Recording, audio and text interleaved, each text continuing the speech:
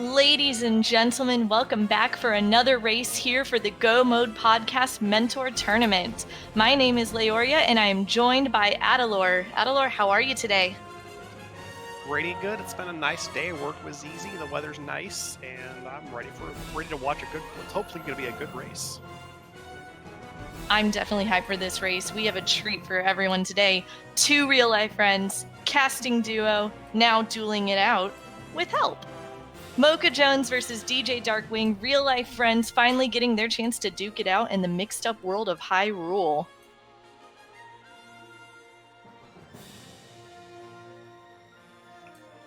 I know there's been a lot of hype around this race. The two of them have been really wanting this opportunity to race against each other, and finally now in the Swiss bracket, they're getting their opportunity. This is a 1-3 record race, but you know what? I have seen personally the growth of both of these runners, and they are going to kill it. This is going to be a fantastic race. Should be really good, and we are off with a heart piece. Good start. Always a good start, and I noticed both of our runners are opting for the Uncle start.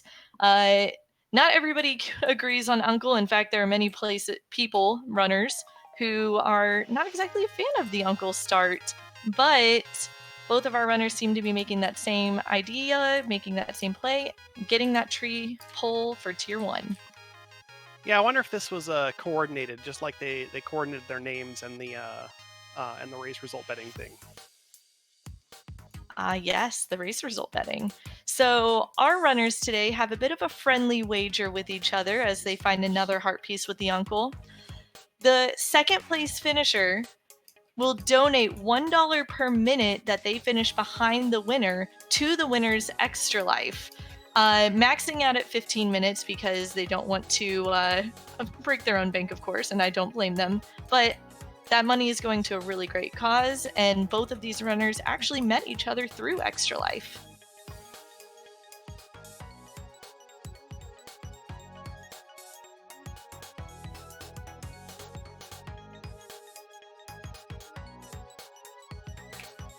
And we see them both making the same play to save and quit. That was a really fast map check. It looks like we have two pendants with green pendant on Hera and a regular blue pendant on Desert.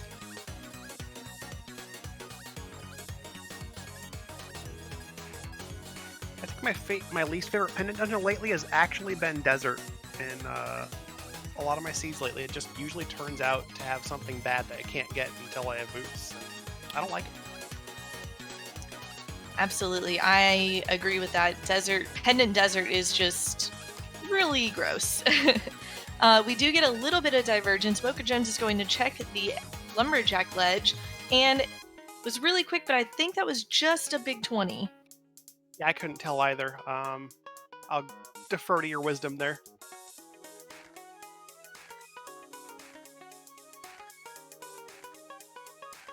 Honestly, to me, it looked like a small piece, and I'm like, wait, we're not in Key Sanity, so I'm not. I didn't really quite catch it.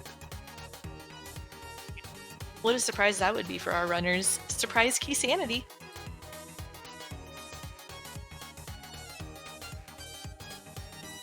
What if that'd be more surprise for the runners or their mentors who suddenly had to figure out how to route them through Key Sanity? I think it's fair to say yes. That is the correct answer. All right, on the right side of our screen, we've got DJ going into Blind's Head and finding a hook shot in his very first chest. That's an excellent find this early, and some lucky bombs, so he doesn't have to go and buy them. He can just go ahead and get this backside here.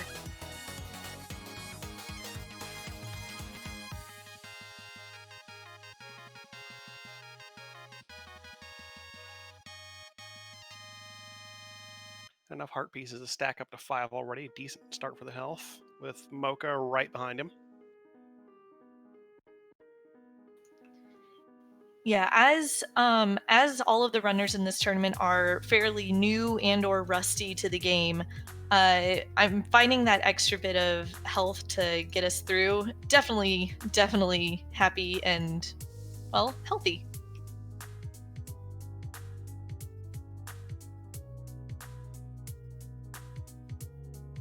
And a flute in the back of the well. All right, good mobility to start with.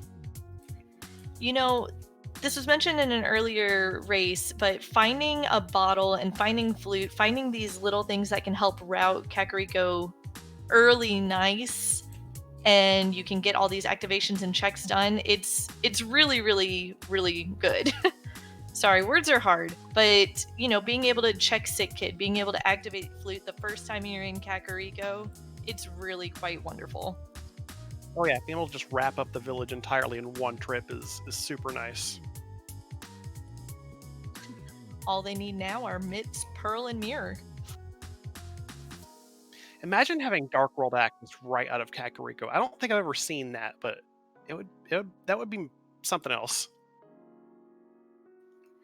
I believe I've seen it once earlier this race, or not this particular race, I'm so sorry, this tournament, but it's definitely an adventure when it happens, and it can lead to some interesting routing decisions. Do you go straight to Village of Outcasts, or do you continue to do Light World checks until you can get a little bit more geared for that Dark World?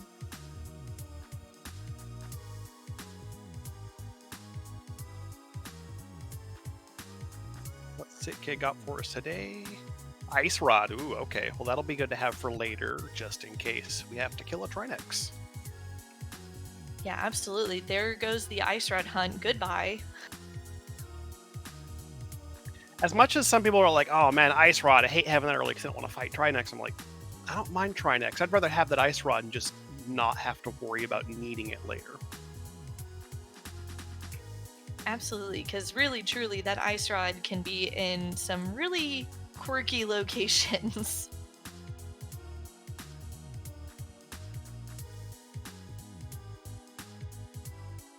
Also, there's also the hilarity about, Sick Kid giving us a cold.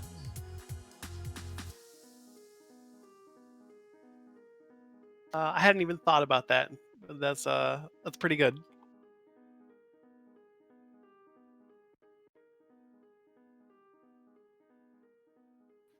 Right, DJ going ahead and taking advantage of that fluting to 7 so he can check the dam. And I'll be interested to see if he decides to go mini Moldorm after this, or if he goes west over to the desert area just to get that Agina check and maybe the ledge.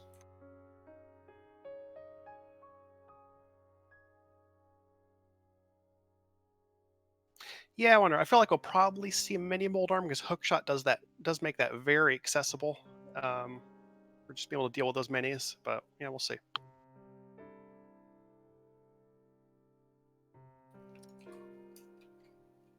This is true. And if they happen to find something nice and fun in here, like let's say the Moon Pearl, that puts Fake Flipper into logic, and they're not too far off from potentially having Zora money as well.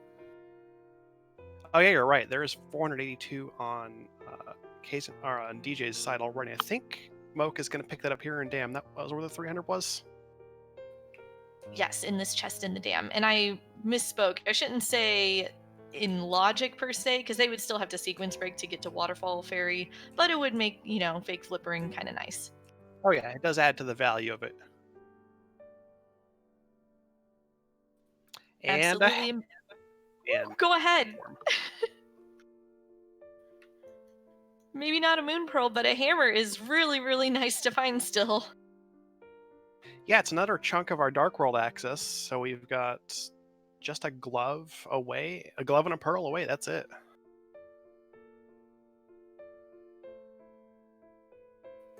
This is true. And with that hammer as well, a very, very big chunk of the mountain, in fact, I would say almost all of it is opened up to our runners, hookshotting across through Paradox Cave, and then they can hammer over to Hera. Yeah, there are now 8 checks available up there on the East Mountain. A couple more on the West Mountain. I would not be surprised if we found something that's a big progression up there, considering we have the flute or so early as well. Absolutely. We'll see if that's where DJ is heading next. And as Mocha exits Moldorm Cave, if he'll go over to Ice Rod Cave as well, or if he will flute away.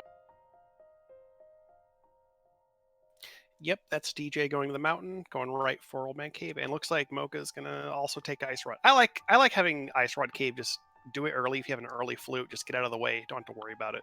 So this seems fine. Yeah, I agree. It's definitely one of those one-off locations that is kind of awkwardly placed because there's really nothing else over here. It is. And it's super easy to skip it if you don't get early flute or early boots. Just nothing that helps you get there, especially if you don't have Moon Pearl, because then you can't do a fake flipper on the way down. It's just kind of want to skip it. It's really easy.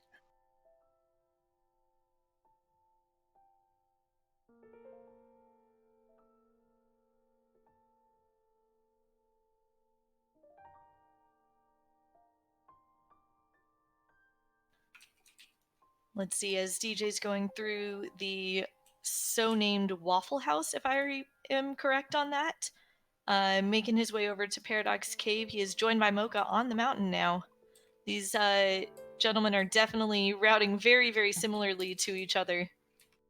Yeah, it looks like Mocha's going to save the Old Man Rescue for later and actually go up on top of the mountain first. So we'll get to see both sides of it at the same time. You know, and I like this decision by Mocha. Whenever heading towards the mountain the first time, you know, it's really easy to just go ahead and check Spectacle Rock, decide, am I going to need to come here later? And not to interrupt myself, but DJ finds the cane in Paradox Cave.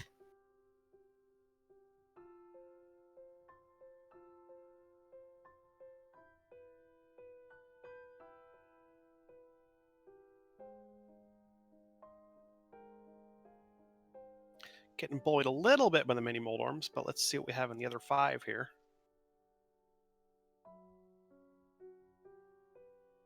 There's the Moon Pearl. We are one step closer to Dark World access already.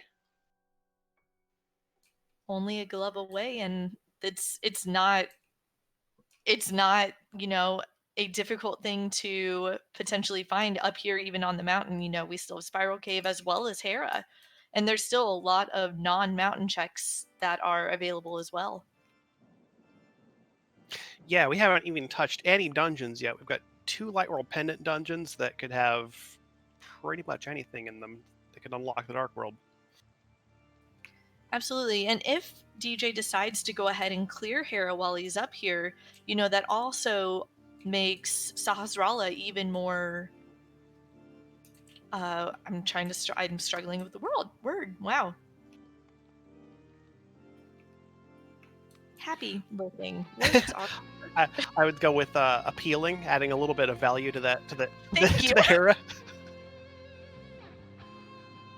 See, and this is why we have co-commentators, so that when one of them is just having difficulty remembering the English language, the other one can step in and... What good would be a language if we were only by ourselves? Poignant.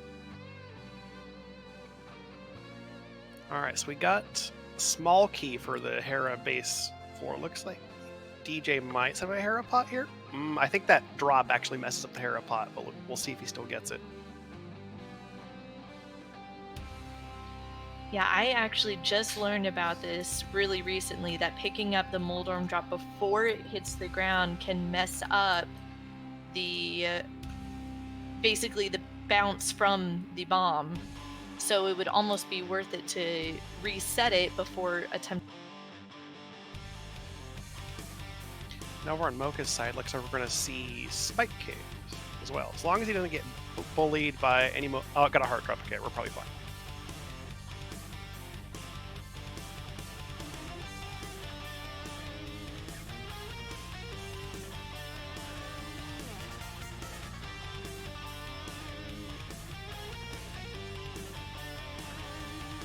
And DJ having a little bit of trouble with this Hera pot. The bootsless setup can sometimes be a little bit tricky, and was that the... That was a bow in Spiral Cave. Good find. This mountain is loaded, and it is absolutely...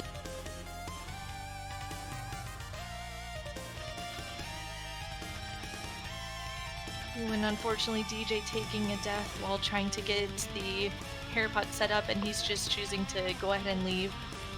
I don't blame him for this. Nobody likes to do Hera basement. No, not really.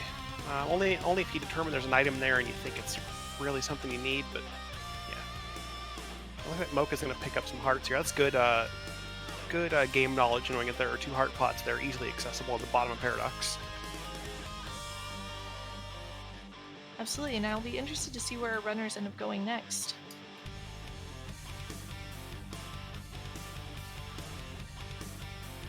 I don't think DJ made his way over to Spiral Cave and picked up the bow. I think he ended up leaving it up there.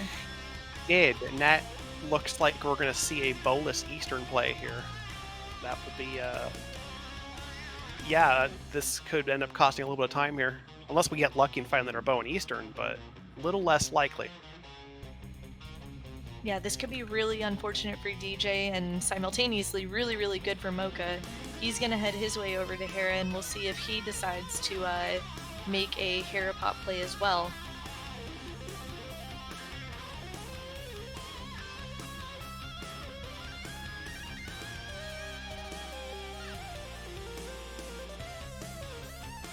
I did not see what was in the back of Saha's closet there. I had a little bit of lag, so I'm not sure what he got there. Just some arrows and a heart piece. We did get the Arrow of Destiny, aka the single arrow.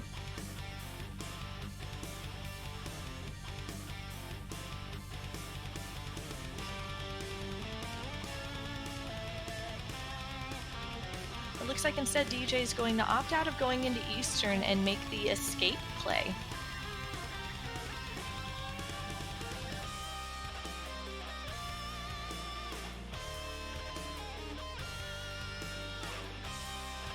Mocha is going to head into Eastern. With that bow, definitely a good idea. It's a pendant dungeon.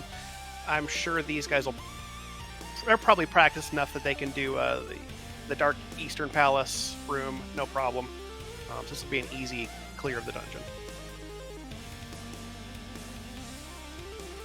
Yeah, agreed. And with that bow, being able to clear the entire thing, the only thing that may be tricky for him is, that dark room where you kill the Igor for the key.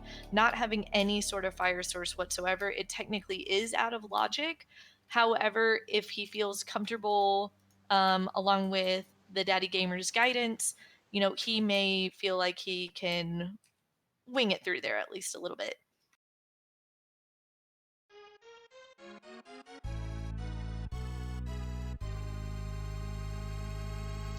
To answer a question in chat, yes, both of our runners did an uncle start.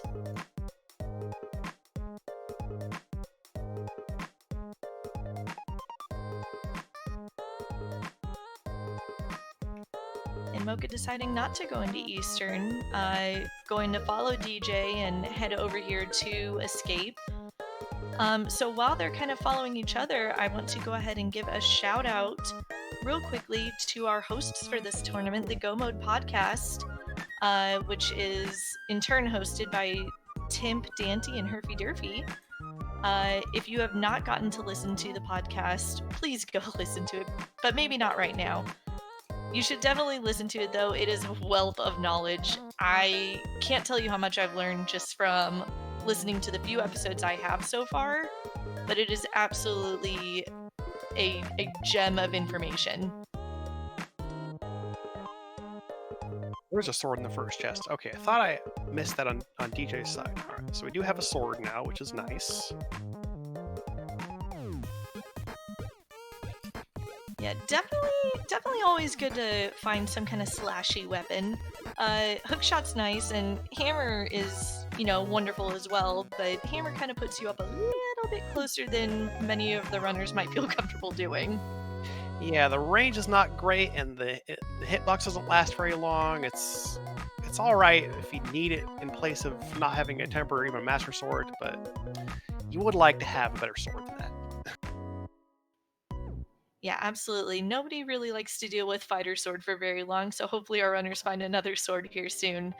DJ, seeing that there was a bottle on the desert ledge, and now heading in to see Agina and blow up part of his cave.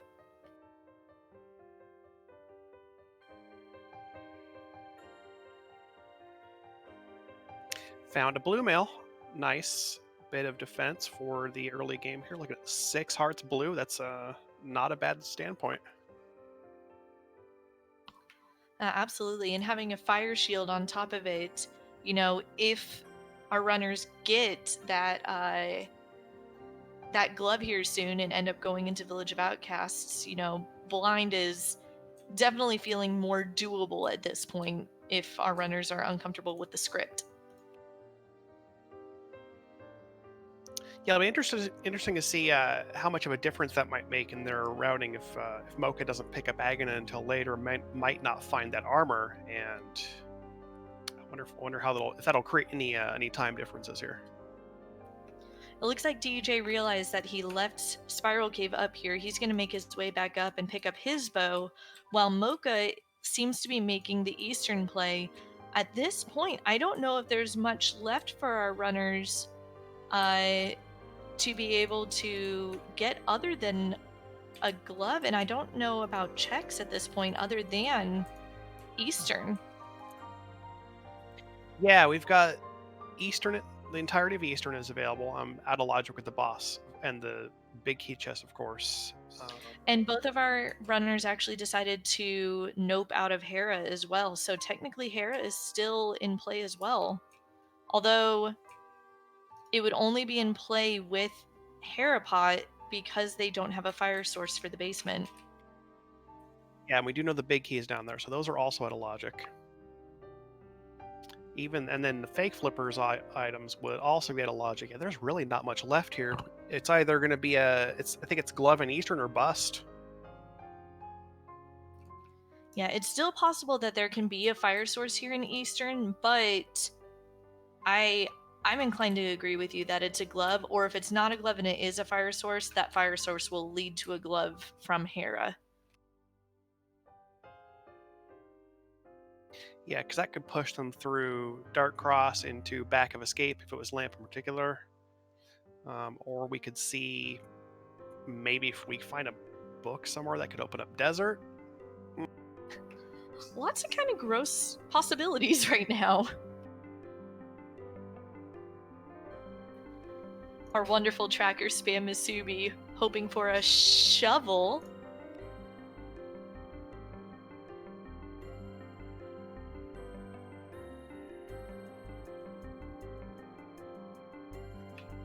You know, it's a good point. We could end up having a fetch quest instead of one of the items directly. It could just turn into a ridiculous fetch quest.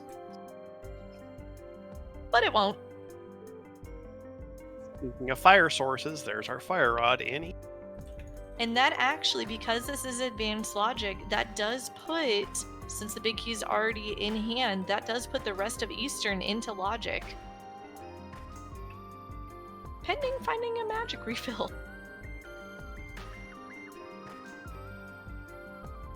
Yeah, I think Mocha might be thinking about that right now. Like, what do I do? What? Is there magic in Eastern? I don't think there is any magic in Eastern. You're not meant to have any magic items that are, well, besides the lamp, but it's kind of, it's a lamp. It's very light on magic usage.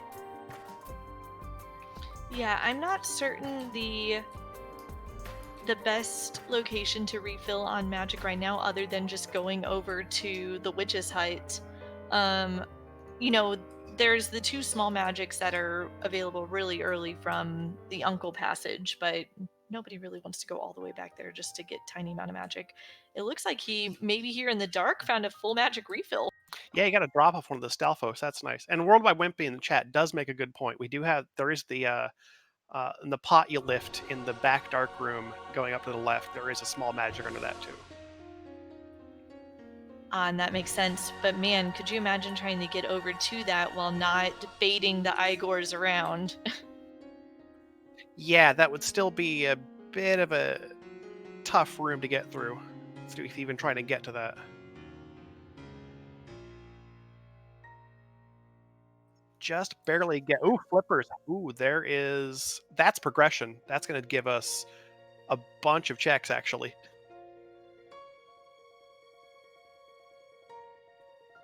My fake flipper for suggestion from earlier is seeming a little bit more possible. Mocha's definitely trying to look for some sort of health here before having to go into this back room. I don't blame him. Even with getting the torch, it can still be a little bit dicey. Yeah, we might see him drop to the fairy pots here. It's a pretty easy option for refilling in here. Yeah, in Eastern.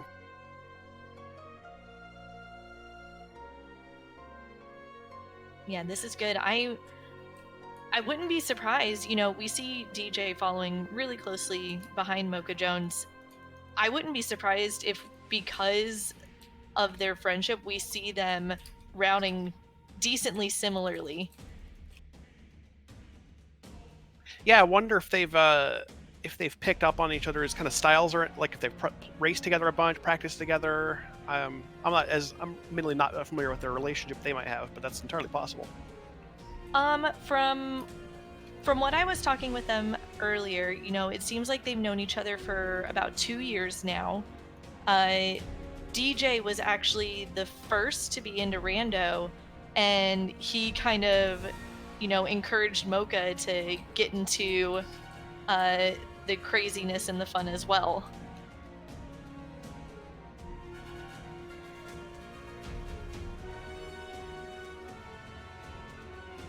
Cool. I've tried to get a couple of friends hooked on randos. None of them really took that well to them, but they're at least happy to watch me play every now and then and marvel at how I can navigate through a twisted up Hyrule in a couple hours or less.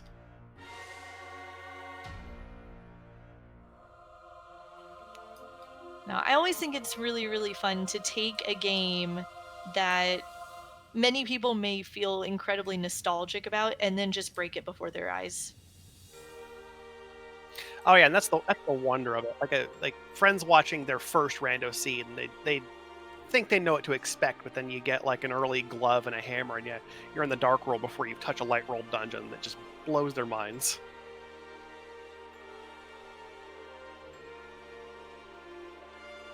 Like, wait, what? You beat Moldorm before you went up to Hera? What? Or I'm sorry, you beat Blind before you went up to Hera. Well, there always is boss shuffle. Now that would be a way to mess with those friends. Yeah, start throwing them in, like give them some key sanity boss shuffle, just maybe even some entrance shuffle to really warp their minds. Adilor, why is there a Gibdo right outside Link's house? Because Rando. The answer to all great questions. Should have mentioned, Mocha did a great job with his Armos fight, not getting the quick kill, but still killing it rather quickly as he is on his way to check the hobo. And we have DJ about to go into his Armos fight. I will be interested to see if he tries to set up the quick kill, and it looks like he's going to attempt it. There's our book on hobo, and yet we are seeing a very solid textbook quick kill. Nothing wrong with that. Wow, that was really excellent. Ended up accidentally shooting one extra arrow to the right, but still cleaned it up really, really nice.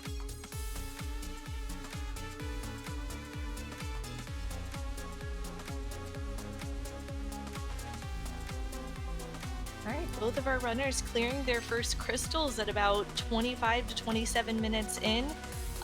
Mocha with that book, you know, it's one of those things where at this point it's like, can I just have Dark World access? I don't want to go into any more pendants, please. I did mention book and a fire source potentially pointing at desert. Also, to answer a quick question in chat from Logic Zero, the sprite on DJ Darkwing's side, I believe, is the Carl Sagan 42 sprite.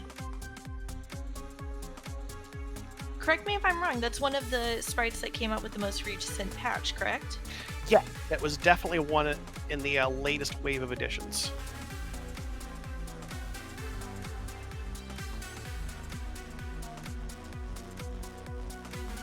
Excellent, and Vortex bringing up a good point. You know, these flippers are technically out of logic because of going through the dark right side of Eastern. You know, Torch puts the back of Eastern in logic, but not that room in particular or anything past it. Yeah, and this is a good point. This could technically be a red herring. I feel like Lamp is still going to be somewhere early, and those will be effectively in logic, but it's we might not see much here. I mean, the book itself we might be able to find.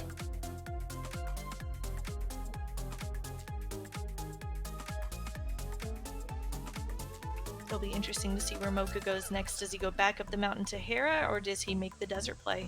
And it looks like desert is his choice. Yep, with book and a fire source, as long as it's not boots locked, the dungeon can be completed. He's going to make... Okay, he is making the play over to Agnes. Going to find that blue armor. Will be caught up with DJ and in a good place defensively.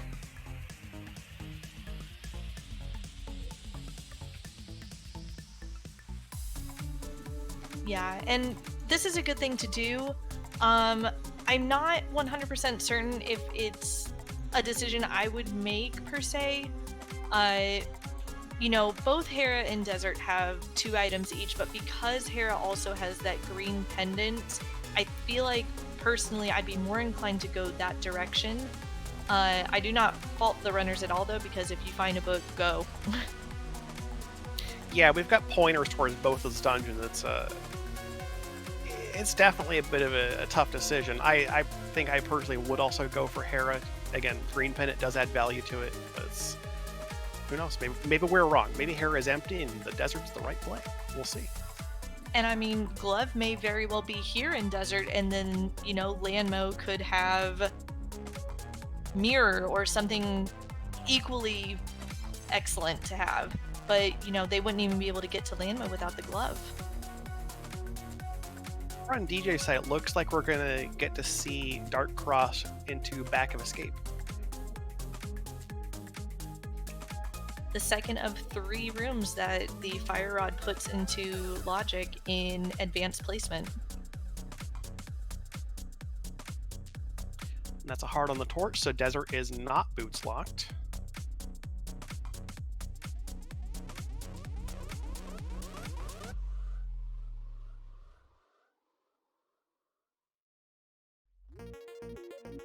We're going to get the long variation of the big key in the map chest, walk over to the big chest to get the small key, walk all the way back. You know the drill.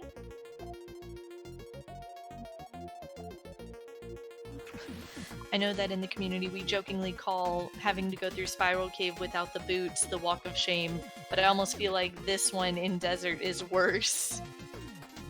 I think it's actually longer than Spiral Cave without boots. I think there's more time taken here, so this should be the real walk of shame. Absolutely, including the back and forth as well. Ugh.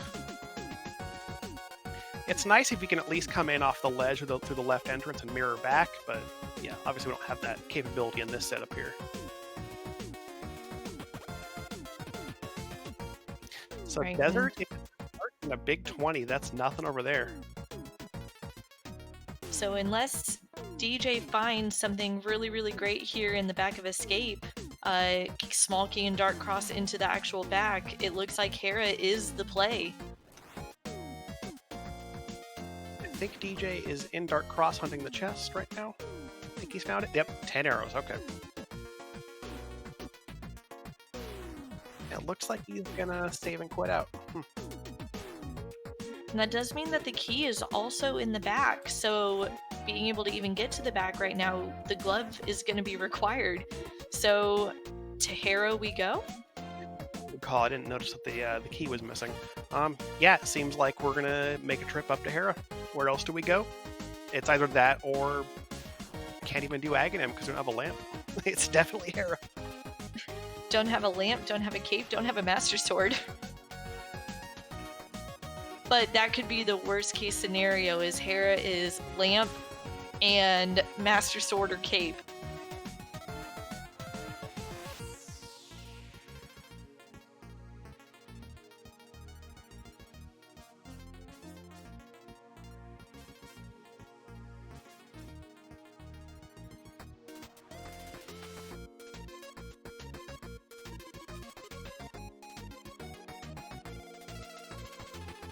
Mocha, go ahead and saving the old man and is choosing to flute to 4. I guess he will be making the Dark Cross play as well now.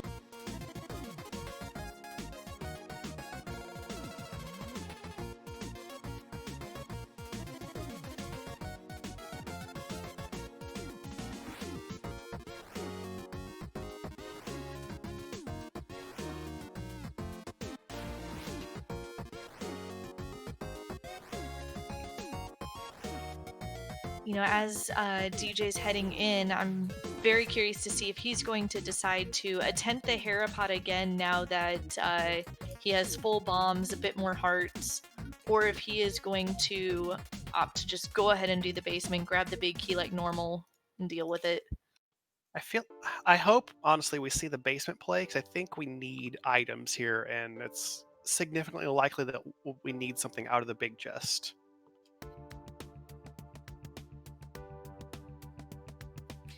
And it could be the thought also that I don't want to go into the basement because I don't know if Mocha's going to have to go into the basement either. At this point, he decided I'm going to try Harapot one more time, and if I don't find it, well, then I don't find it, and I'll just go. Yeah, one more good attempt at it, and then we'll see the basement. So we have no worries about leaving an item in the big chest. And he does go ahead and get the block clip, so he is nice and coffee break ready.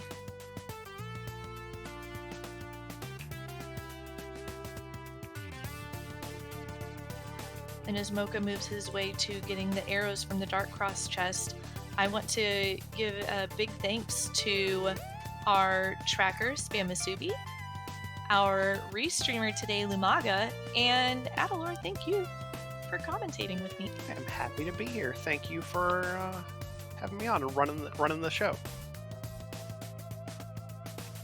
This is all teamwork, especially when my brain decides to stop remembering how to speak English. Oh, that is a Death Warp into a Fairy Revive. Classic. I do it all the time. My favorite play. Some might say that it's a mistake. Others will admit that it is a, galaxy brain decision. I really don't want this fairy for a later Death Warp, so I'm just going to use it now.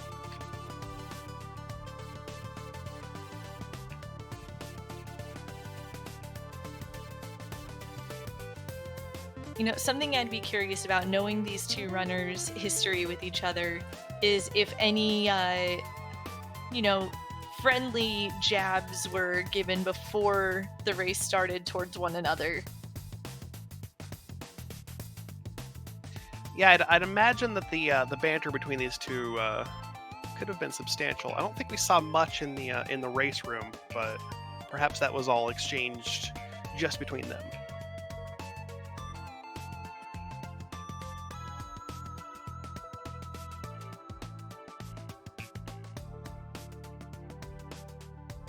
See, Mocha's going to go ahead and check what's on the ether tablet, and it looks like just 3 bombs, so won't have to come back and grab that. He knows that it's, dead, nothing important. DJ's going to take the classic drop to the big chest, where we will find big 20. All right. Exciting item to find. I do believe that means that Moldorm has our final item here. Will it be the glove? At this point, I really don't know what else it possibly could be, except for maybe a sword, and then except either tablet doesn't have anything. I really don't know what else it could actually be. Yeah, at this point, it's got to be an item on Moldorm, and then Sahasrahla has to have the other piece of it. That moment you forget that this is a pendant dungeon, and specifically green pendant.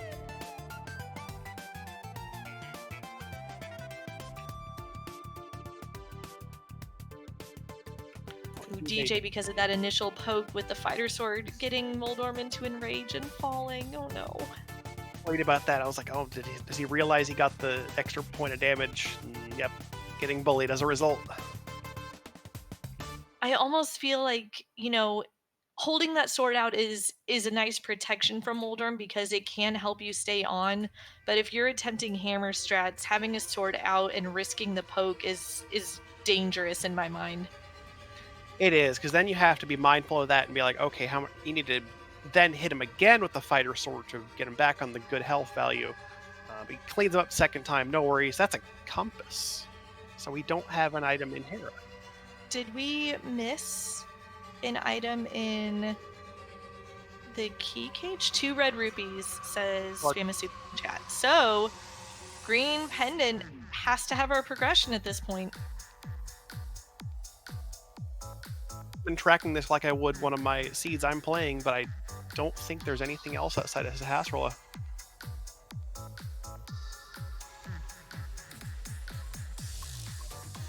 DJ getting the news that Ether Tablet is not a thing.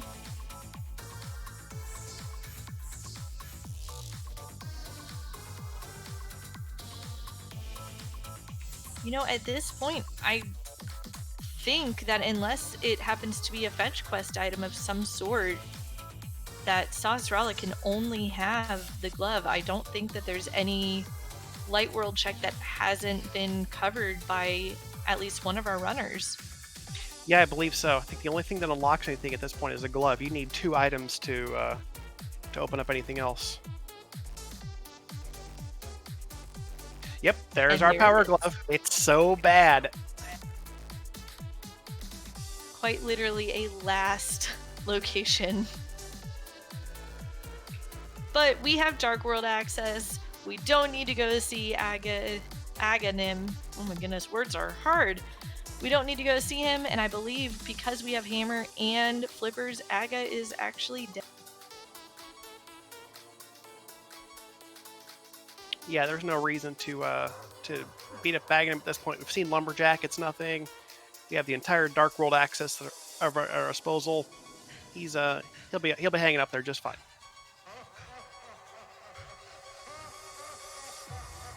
And now we actually get to see back of Escape. Yeah. And I like, you know, if you're going to clear the Light World, might as well clear everything you possibly can until, you know, going to Dark World makes sense. And absolutely nothing. The key was back here, but a whole lot of... We have gained peace of mind that nothing is missing there.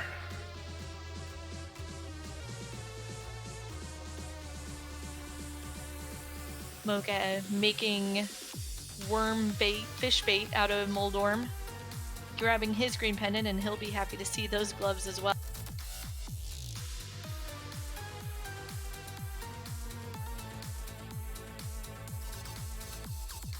You know, this is a divergence that I'm always interested in as we get our Dark World map check. Swamp Palace and Turtle Rock as our 5/6 crystals, and Ice Palace as our remaining pendant. I like seeing DJ go ahead and say, you know what, I'm going to go ahead and check Hype Cave and this area first instead of going to Village of Outcasts right away. It's interesting to see that divergence happen, and I'll be curious to see if Mocha decides to follow suit or if he'll decide, you know what, let's just go to Village of Outcasts.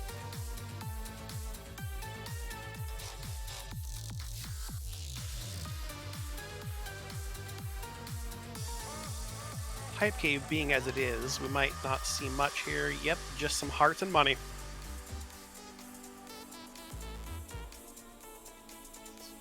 Hype Cave, henceforth known as Meh Cave. Resident Sleeper Cave. I like that. But yeah, it looks like we might see the same from Mocha here.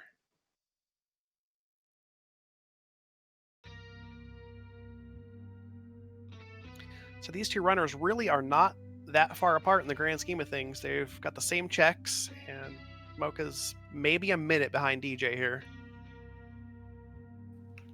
This is true. To answer a question in chat from the Dude Garcia. So the Fire Rod was in Eastern Palace, and so they could have gone and done Harapot to get to Moldorm and get the green pendant sooner. Both of our runners tried Harapot but didn't feel very successful at it and decided to leave upon finding the small key, realizing the big key was in the basement. So it's possible they could have gone there. Logically speaking, they would have had to go to Eastern first to get the Fire Rod before going to Hera.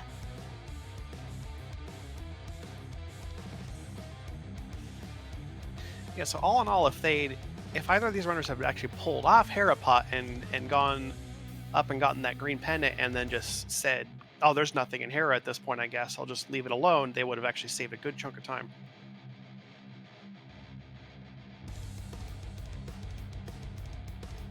Absolutely. And Stumpy with a Master Sword, it's nice to find before having to deal with any of these Dark World dungeons. I've noticed a tendency of Stumpy having a sword, so I'm entirely not surprised when I see one there. It's kind of weird. We've rewritten the Sword in the Stone. It is now the Sword in the Stump.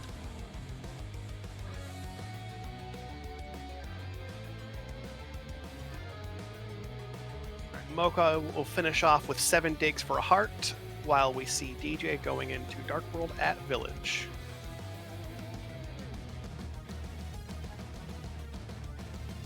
And since we have a fire rod, we could see a straight to the back Skull Woods play. Yep, most likely gonna see that. Maybe not. Might go to the south. And he may be wanting to find maybe, a tempered sword, some kind of stronger sword, or even potentially have magic before going back to Moth. I'm just gonna say it. Moth's a jerk. Nobody likes you, Moth. You're not wrong. And we have our 3rd progressive shield found in the chest game. We are all the way up to Mirror at the beginning of Dark World. Pretty cool.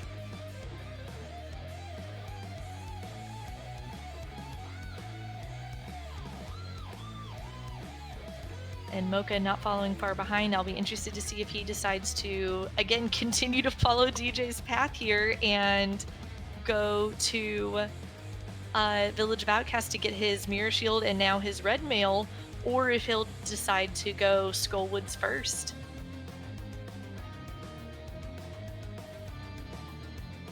We just need an invulnerability item like Burn or the Cape will have maximum defensive potential here.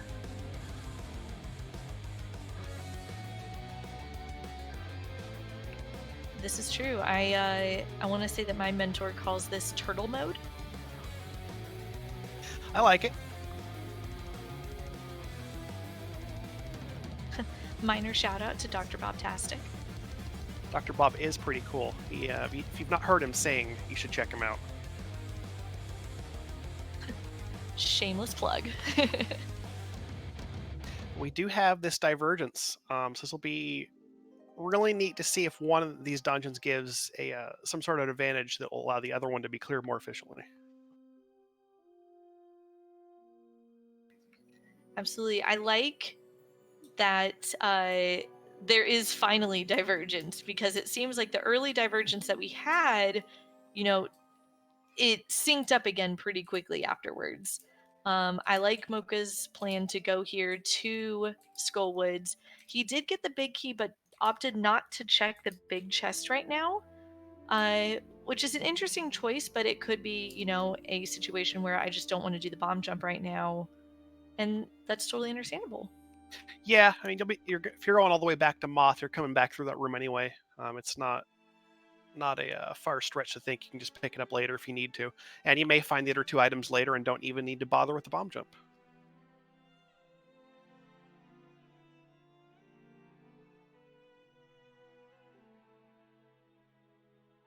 Me personally, I'm a fan of going right to the back. If I have Fire Rod, I just go take care of Moth and then search the dungeon in reverse until I find 2 items, then I know I'm done, but that's just me.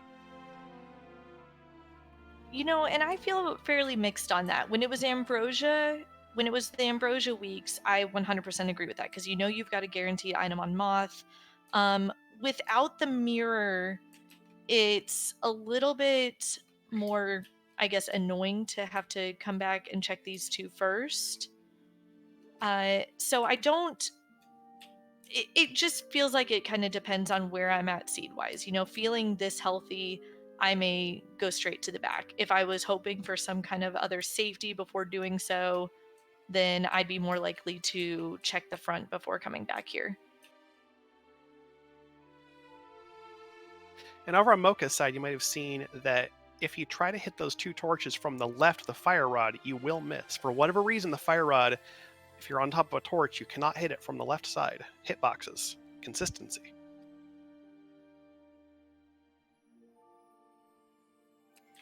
A game made with spaghetti. And so I think so far we've seen no progression out of either of these dungeons.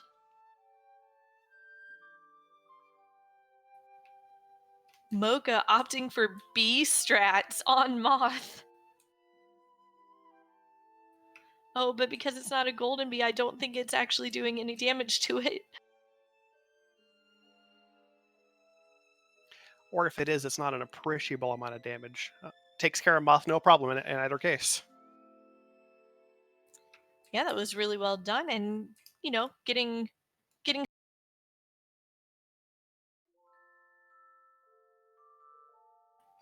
Mocha may be thinking, I'll take that 300 rupees and I will just go ahead and donate that to my Extra Life page. If only we could donate in-game money and turn it into real charity money. I have often wished that I could make bank like Link. Right? Just go around slaying random monsters and just picking up money off of them.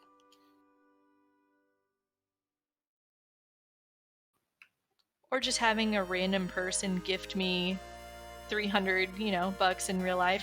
And DJ finding Well, there's our answer. There's a progression. Absolutely vanilla mitts. I love it.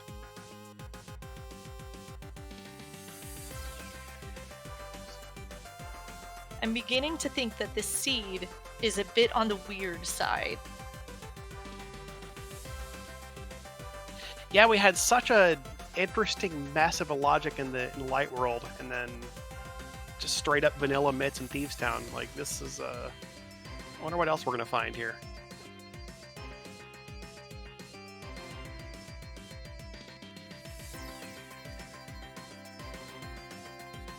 Let's see, I believe that Mocha's found one item so far in Skullwood, so there is still one item back here somewhere. The 300 on Moth, there very well could still be progression here in Skullwoods as well. And speaking of more defensive items, DJ does find Cane of Burna on Blind.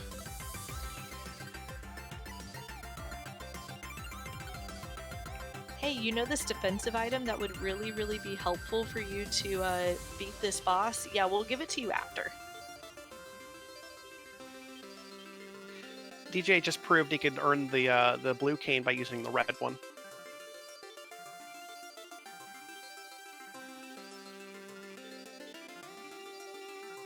That'll be great for later, though, particularly since we do have Vitreous on the menu, and I feel like Burna is just one of the best items that makes Vitreous a much easier fight, right behind Silver Arrows, of course.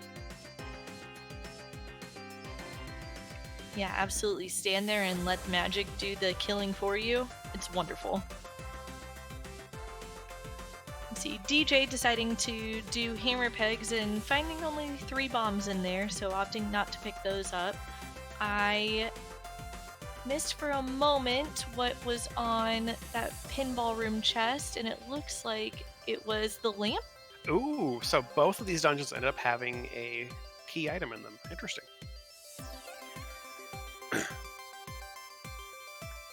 Yeah, and it's one of those things where potentially the lamp isn't necessary, but if our runners aren't super comfy doing dark rooms, it's definitely a nice find.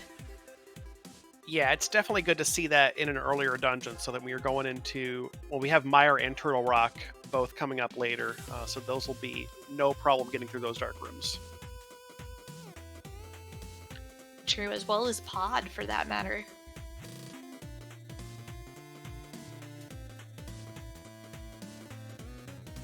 See, and Mocha's going to be finding his turtle items here soon, as well as DJ will be, finding his goodies with the lamp and 300 rupees. Ooh, words again. Shout out again to the Mentor tournament being awesome.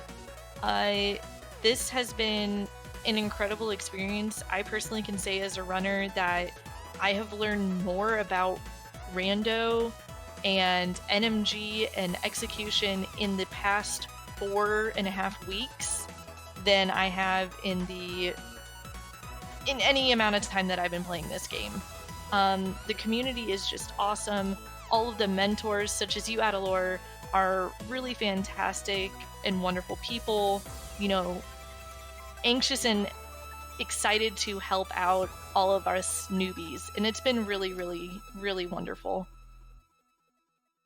Yeah, it's been a really neat experience. I've taught Rando in a sense to other people, and more of a kind of an introduction, but I've never really had a chance to really teach it in a more in depth to someone who already knows the game but is looking to get better at it. So it's been really cool. I'm definitely looking forward to see to more of this in future seasons, hopefully.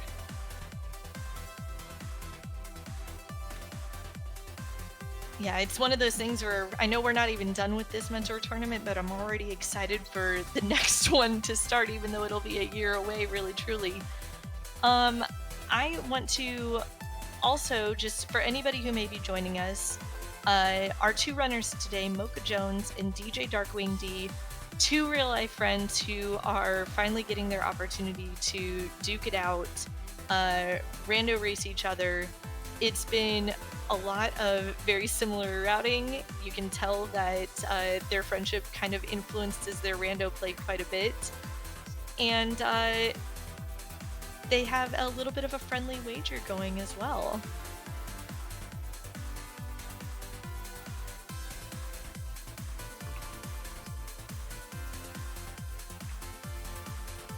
Sorry, needed a moment. My that friendly wager I was mentioning, they have decided that whoever finishes second in this race will donate $1 per minute they finish behind the winner, up to $15. They'll donate it to the winner's Extra Life page.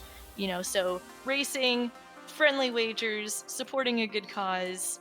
These guys are, you know, really in it for good things.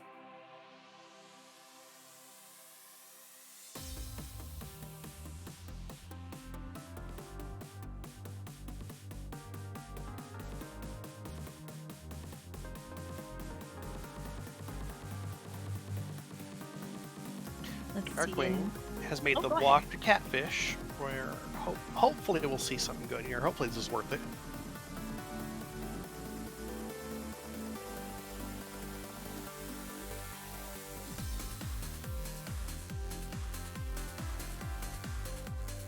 And just another heart piece. You know, I guess you could say that this seed has been kind of in its own special way supporting Extra Life with all these heart pieces and heart containers and mail and shields and all that good stuff.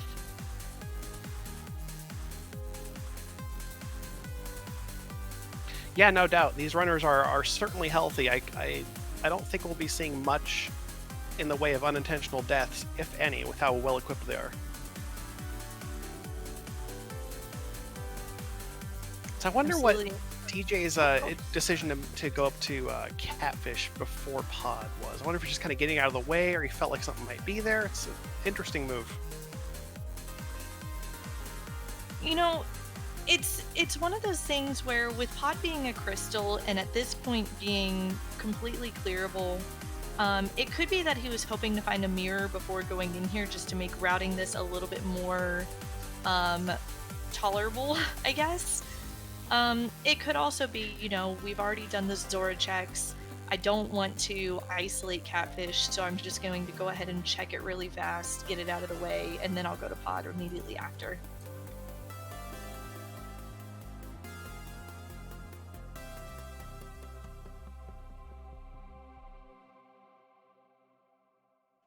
Both of our runners currently toting followers right now. We've got Mocha cleaning up Thieves Town and DJ about to open up pod with Kiki. And I'm certain Mocha will be happy to go ahead and have those mitts and get them out of the way, get them done, take his mysterious maiden woman to shine some light on who she really is.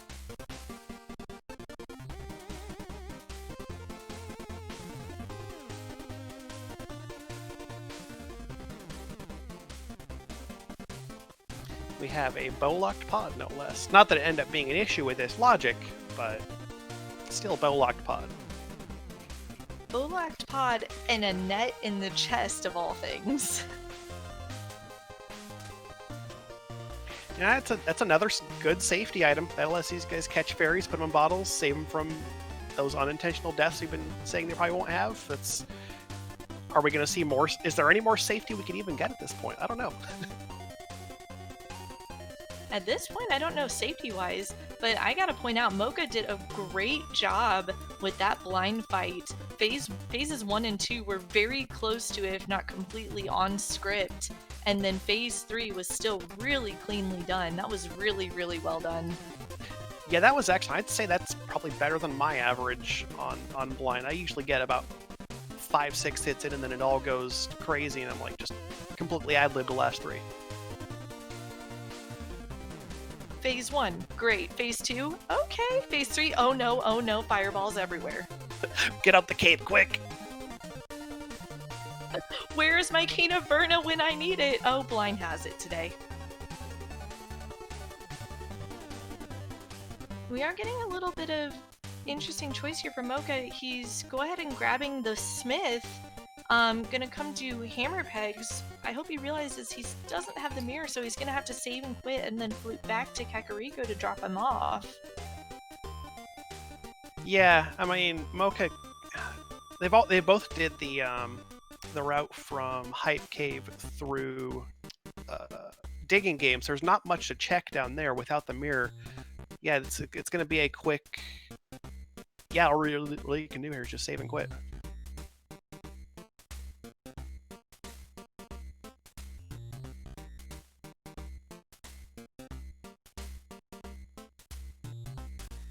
Yeah, I guess with Flute, that's not too bad. It's a quick ride back to the village, and that does just kind of clean up Hammer Peg. You're not leaving it there.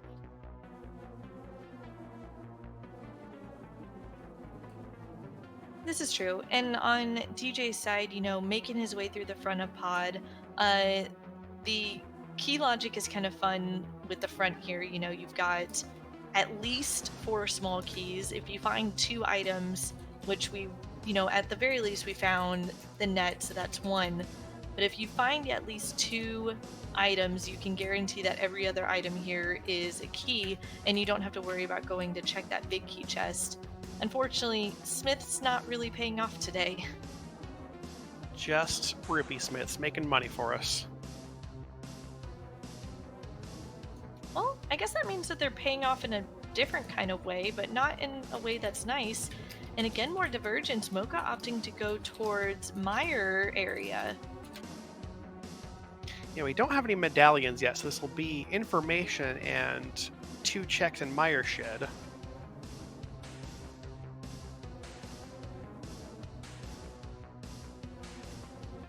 That was really quick, but it looks like our awesome tracker spammusubi caught it, and it was a bombos to open up Meyer, finding the powder in the shed as well as just, you know, 5 rupees. But that powder feels nice. I wonder if he'll opt to go back to Magic Bat or if he'll make his way over towards Pod.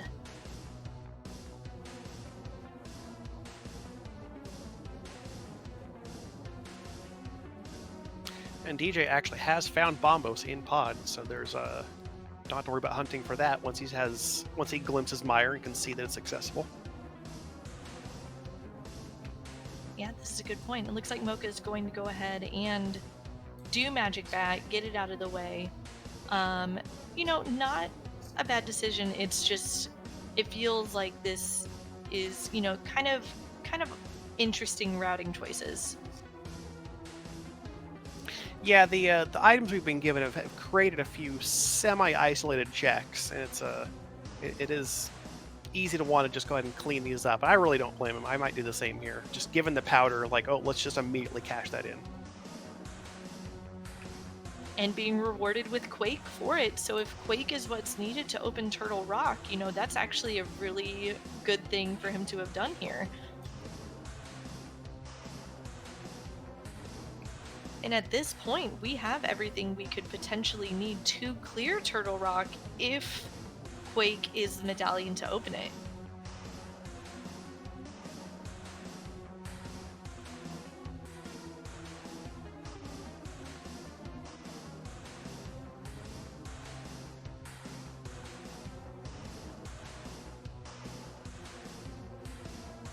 Mocha's going to go ahead and head over to pod here. So we'll be once again following in DJ's footsteps. With a couple extra items to help him out along the way, you know, gonna get that that bug net here really, really quickly, but having the powder as well, you know, that's going to make, you know, potentially picking up fairies from these anti-fairies a bit easier too.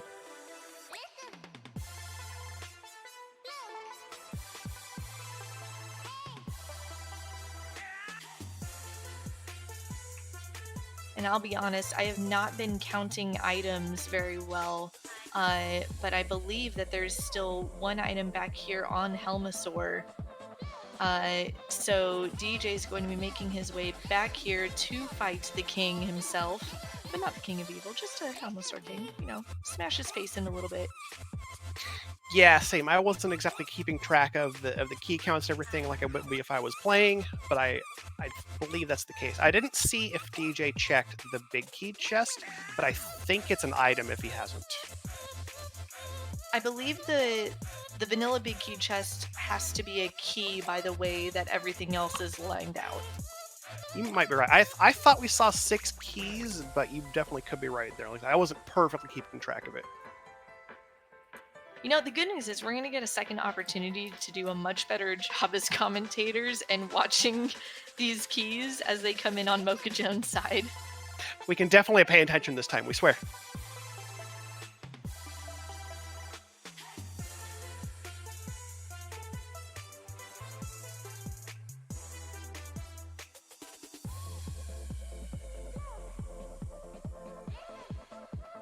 See DJ making work of the Terrapin room, going to make his way down to the final hallway on his way to Helmasaur King, and gonna make work of that hammer.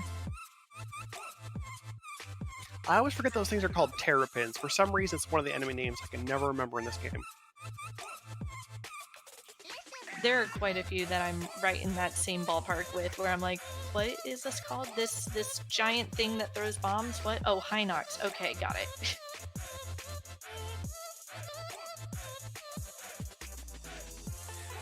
Helmasaur being really nice here is not throwing out any... Oh, there's the fireballs. We'll only have one round of fireballs, so not being that much of a lag beast in this run. Nope, and of course it had to be commentator's curse to go ahead and do it.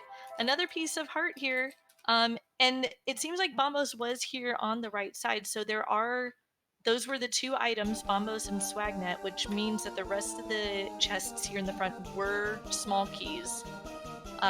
So that means that the big key chest is absolutely a key.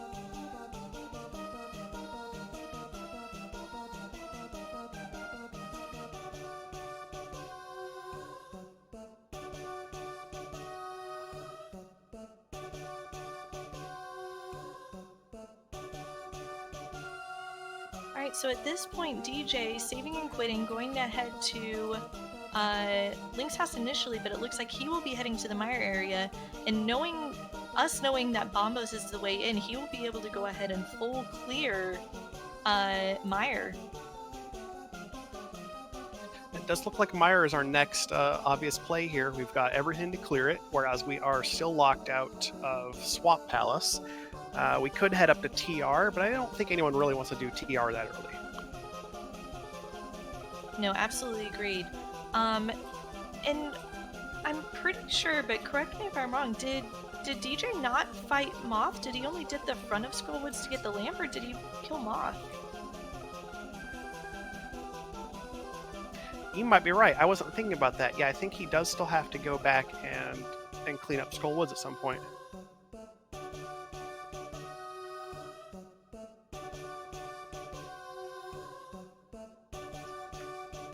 Which is interesting. So, you know, by crystal counts right now, our runners are pretty even at this point. You know, mochajones is going to be making his way through the rest of Pod, going to finish up Helmasaur King, as DJ is making his way through Mire. And because of just the convolution of Mire that there is, they could be fighting bosses pretty simultaneously. Yes, it's a little tough right now to gauge if there's actually much of a lead because of the different dungeons they've tackled in the different order. At some point, I think we're going to sync up, probably getting maybe into Turtle Rock, unless we find access to Swamp Palace earlier than that. You know what? I'm going to call it now, call it Commentator's Curse or Commentator's Blessing. I am going to call that these two end up somehow magically tying each other and we will get a rematch.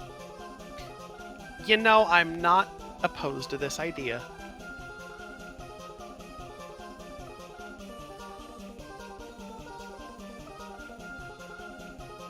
It seems like a really good pair to have just another race. And they can give us another setup with the betting lead and etc. It could be interesting to see if they do that again. And knowing these two guys, you know, I don't know them incredibly well. Like, I won't pretend that, you know, I'm as good of friends as they are. But from the bit I've been in their streams, it wouldn't surprise me if they tied and just laughed incredibly hard at the chance to be able to play each other again. Oh, I wouldn't doubt it.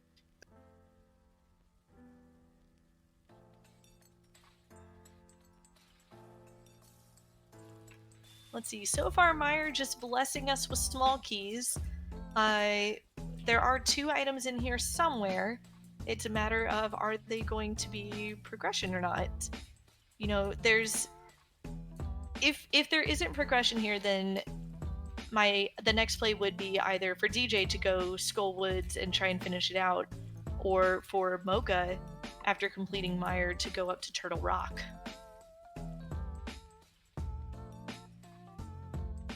It looks like DJ is going to make a gamble on not doing the cutscene chest, or he's trying to... I'm not sure. I think he's just skipping that chest.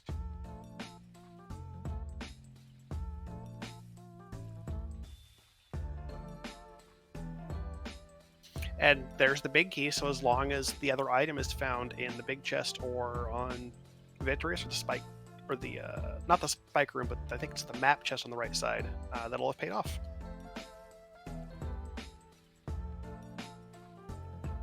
Yeah, if you have the opportunity to skip cutscene chests, it's definitely one to take if you can.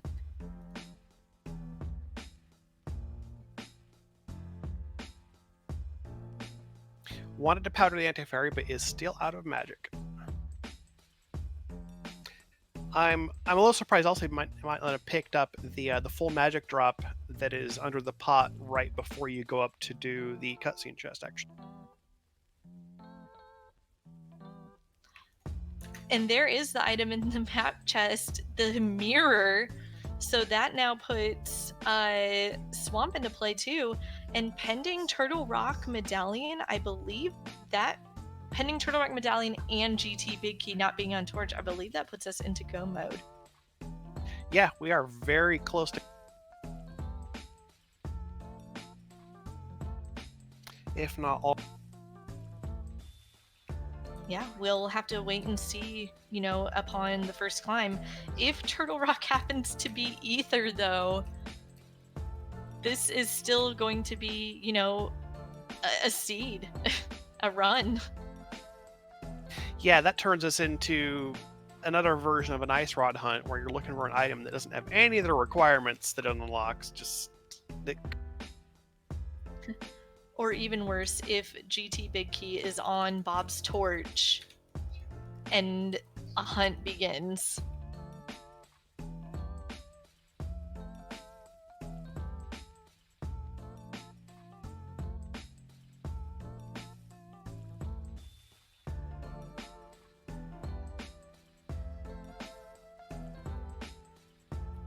Let's see, we're definitely getting... Mocha coming up on the Helmasaur, and DJ's not that far away from Victorious here. I don't think we'll have quite synchronized boss fight.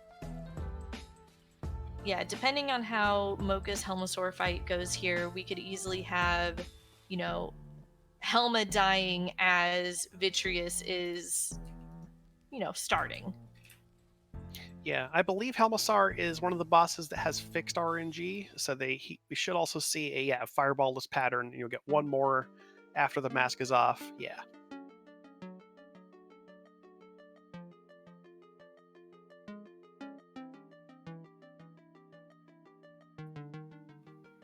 Yep, and Mocha go ahead and taking down Helmusar King, gonna get his piece of heart while DJ goes into the fight with the big eye. It's an interesting setup because you've only got Master Sword here, but you do have Red Mail, you've got Burna. I don't think he has any magic refills, so I think he's trying to use that for emergency situations, yeah. You know, I just learned recently that if you hug that right wall up into the goo, you can kind of safely stand there and just slash away. Unfortunately, DJ taking a death on Vitreous and does not have a fairy. Oh no. Yeah, we spent that fairy earlier on the accidental revive in Hera, so unfortunately he doesn't have that.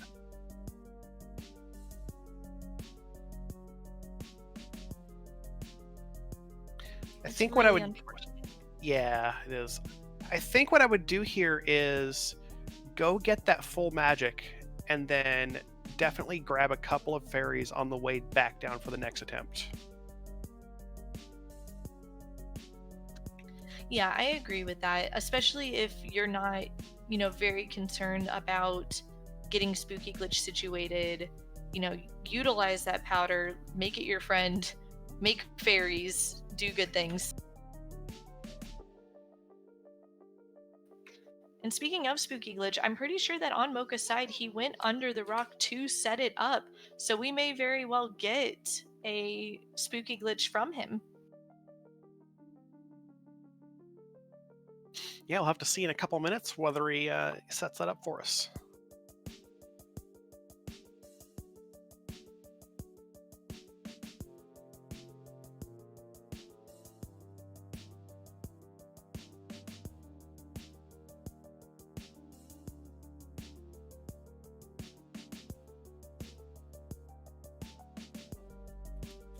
DJ opting not to go ahead back and get that fairy from the anti-fiery or either of the bunny beams that are there.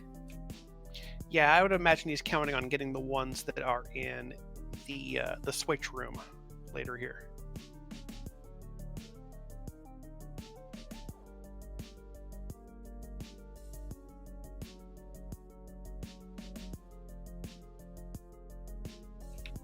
Yeah, and this makes sense. If you're not going to get them right then, getting them closer to the boss totally works out. That way you don't feel like you're playing any more recklessly just because you have fairies. Looks like he's going to go ahead and try and get them right here. Yeah, because you've got 2 in this room, and there's 1 in the next room, so you've got plenty of opportunity to fill up. I think he accidentally grabbed that one. Most likely he's going to see him bottle this one, maybe. Maybe.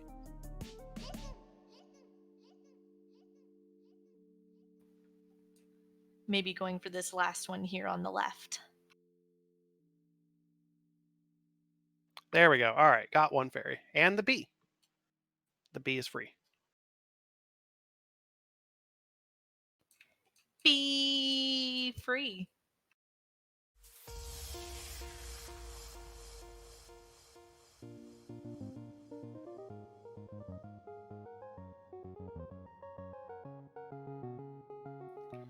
All right, correct me if I'm wrong on this, but I believe that the hitbox for the hammer is a lot smaller whenever you're facing north than it is if you're facing any of the other 3 cardinal directions. Is that true?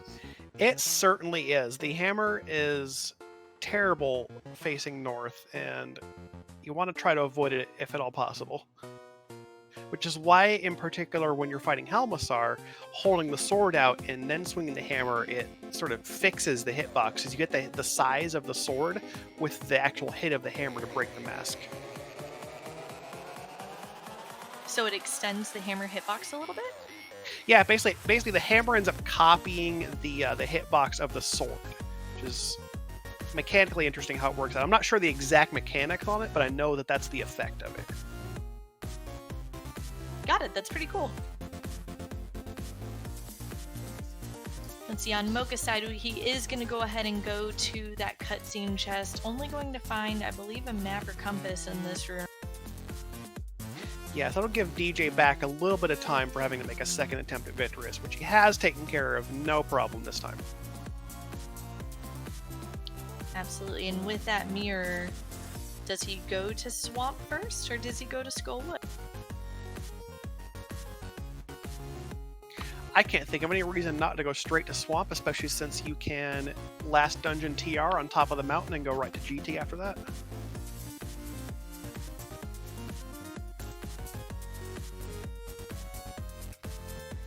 And see, thinking about that, I almost wonder if it would be worth it to fly to the mountain just to check the Turtle Rock entrance and see, am I in go mode, or can I just go ahead and be done and go mode Swamp, not have to worry about checking all the extra things. That is an interesting thought. I feel like the time difference, you probably still just want a full clear Swamp if you're looking for that medallion. Yeah, that's an interesting call, though.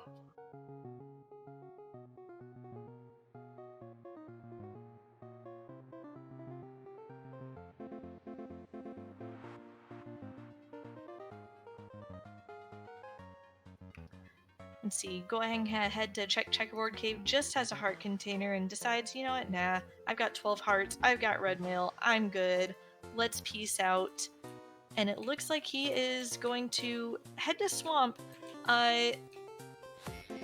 choosing to flute to 7, and I'm pretty sure that when he leaves the screen to go into the Dark World, it's going to refill the Swamp anyway, is it not? I believe so. I think you do have to do it all without screen transitioning. It's admittedly been a long time since I've tried to do it this way, so I don't 100% know that for sure, but that's what I believe will happen. I think he's realized.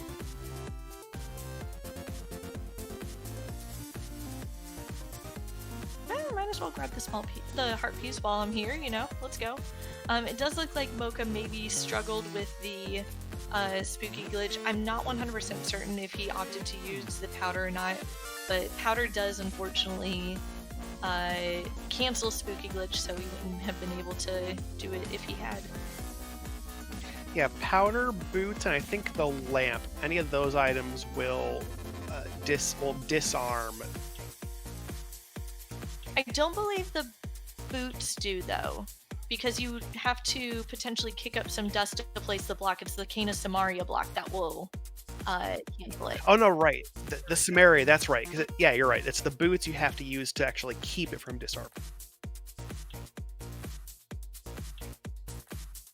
So DJ is opting to go to check out K45. He's going to put on...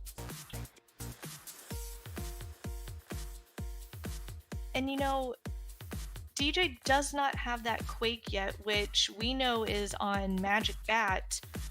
He could be trying to find another medallion before having to dip much else.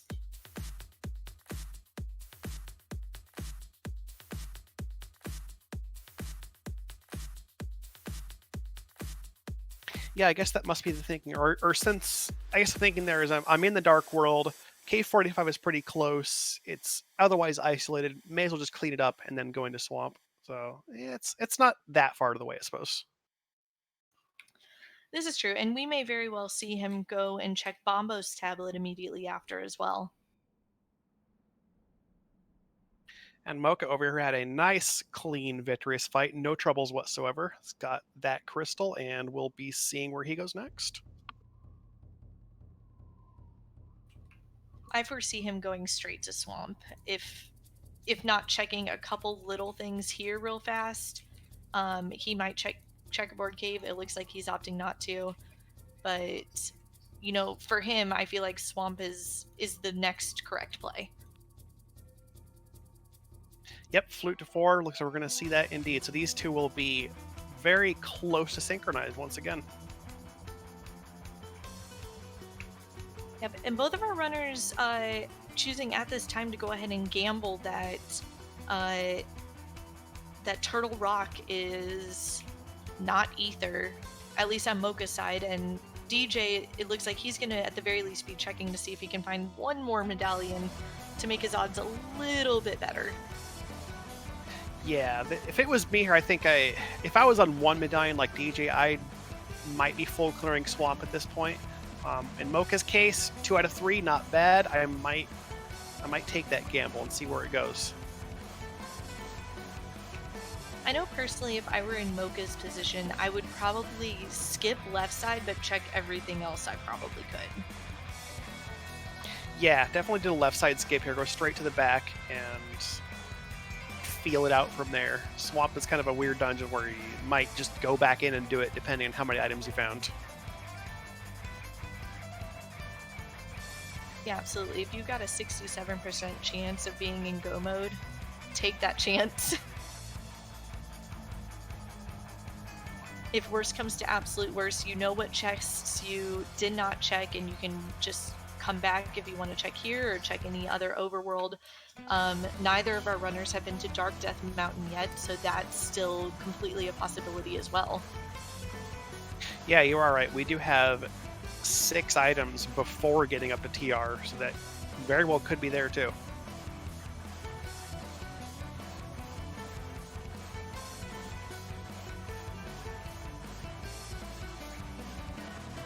Looks like DJ is going to opt to go ahead with left side, so we will get to see a full clear. That's what I thought might happen here, yeah. And he is going to go ahead and flood the key, so it looks like we are going to go ahead and maybe see some diver down strats. Yeah, left side diver down. We might see the bomb delay here. Nope, gonna go ahead and just walk around. Yeah, and that's fair. That bomb delay, I've had some weird issues where I've walked through the door a little too early, and the bomb doesn't end up going off, and then you have to walk back around anyway, and it's just frustrating. So I don't blame him for this. Yeah, the timing on it is super specific. I don't know exactly how precise it is in terms of frame, but it is definitely something that has to be practiced. You have to really get a good feeling for it. So I don't blame DJ here.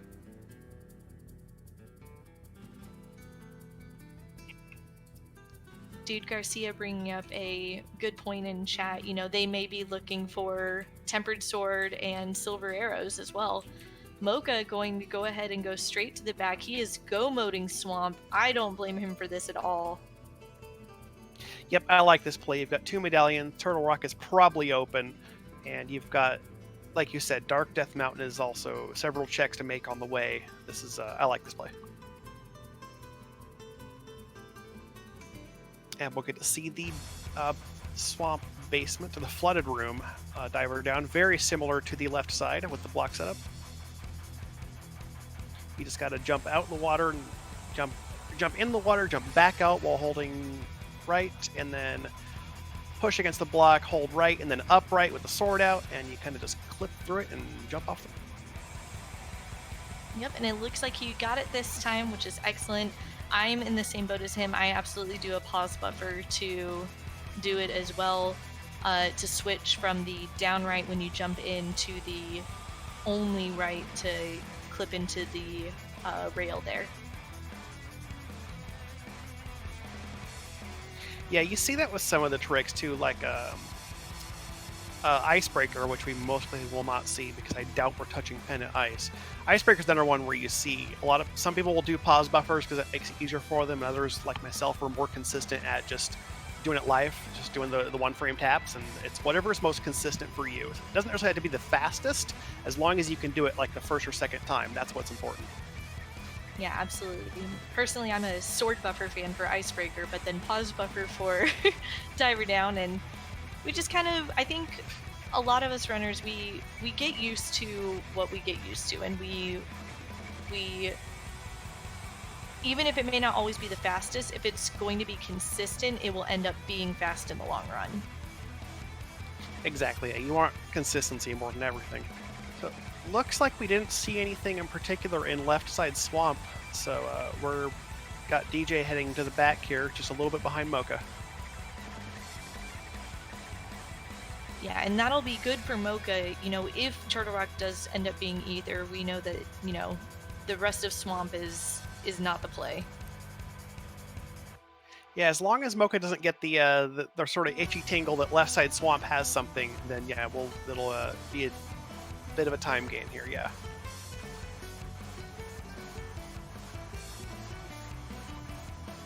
So one tip I always like to give out for Argus, and you can definitely tell when people know this. If you can get Argus on the bottom wall and keep him there, like Darkwing is doing, oh, not quite there. Argus moves very slow when he's against the bottom wall, and you can actually avoid a lot of this having to run away from him during the first phase. That is something I will be using in my next race. Just a similar way as the opposite wall. If you're ever in a tough spot in the cold stare fight, hug the top wall, and the ice crystals that drop from the ceiling will not split into fragments. They will just completely disappear when they touch the top wall. And I will be using that as well. Alright, mochajones finishing up Argus, DJ right behind him.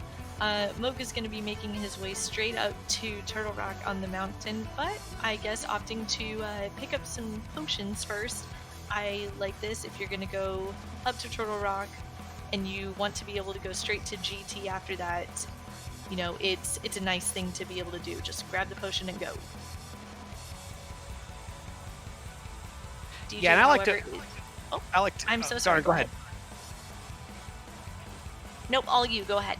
All right. I was gonna say I like to encourage my my mentees to pick up potions when you're making this last trip up on the mountain, just because it's such a long trip, and especially if you don't have like the powder and the bug net that these two do, you're not going to have that much for really resources. And if you have like a tough GT gauntlet, if TR is rough to you, you really want to have that recovery available.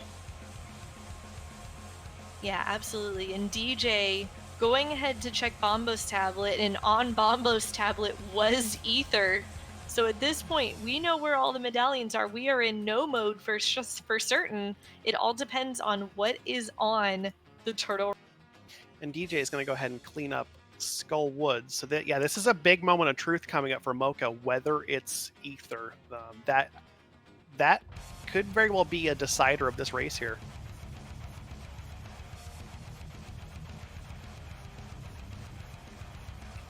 And, you know, I don't disagree with what Mocha's doing. Go ahead, check Super Bunny on the way up, check Hookshot Cave, and you'll know, like, hey, at least I got these last checks in. He may even find a tempered sword here along the way. Yeah, and it is, as you mentioned earlier, we are still looking for, ideally, at least tempered sword and hopefully silver arrows. Because right now we're looking at a Master Sword Silverless Ganon, which is not a fun fight for even seasoned veterans of this game. No, absolutely not. It's not something I think anybody in this tournament would be happy to see.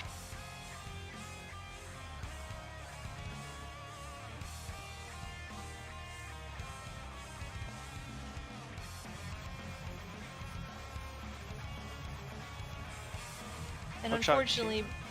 Red Boomerang, that's it. Yeah. I mean, yay Red Ring gang, but unfortunately, not really gonna help us out in a Ganon fight. I prefer the Red Boomerang myself, so yeah. And Turtle Rock is Quake, so DJ will have to go to Magic Bat to pick up his Quake in order to open Turtle Rock. Oh no, yeah, this is big. He could put off Magic Bat for a long time looking for other things. It's really hard to say how much time this will take. Yeah, absolutely. We could be seeing DJ dipping, as you mentioned before, dipping Pendant Ice. You know, in a situation like that, I would really, really hope to not go into any more Pendant dungeons.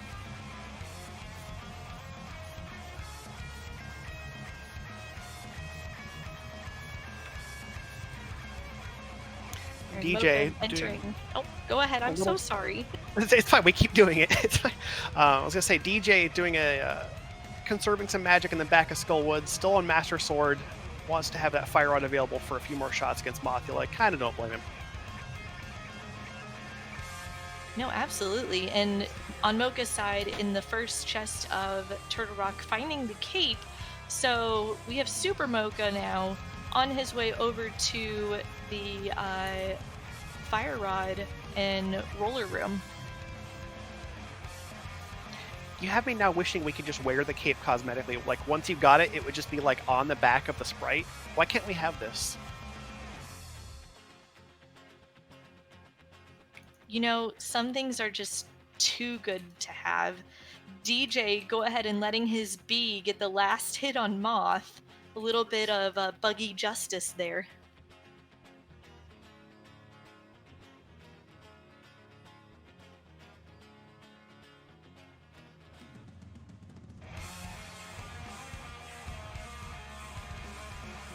And Mocha making use of that cape as he uses it to make his way through the roller room and finding the big key on the right side. So, you know, is he going to skip Lava Chest? Is he going to skip the big chest? We shall soon see. I think the ideal here play usually is to steal the key from the Pokey and skip both of them and hope for Crystal Roller and Laser Bridge. But we'll see what he does.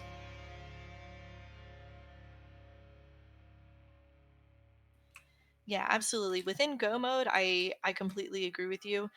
It may be a situation where he's also still hoping for, you know, an extra damage item, whether that's silvers or tempered, one of the two.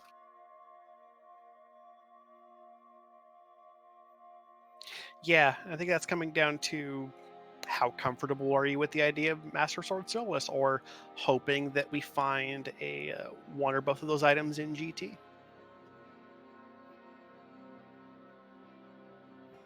And something else we haven't really considered yet, too, is how comfy our runners may be with a bootsless Ganon's Tower.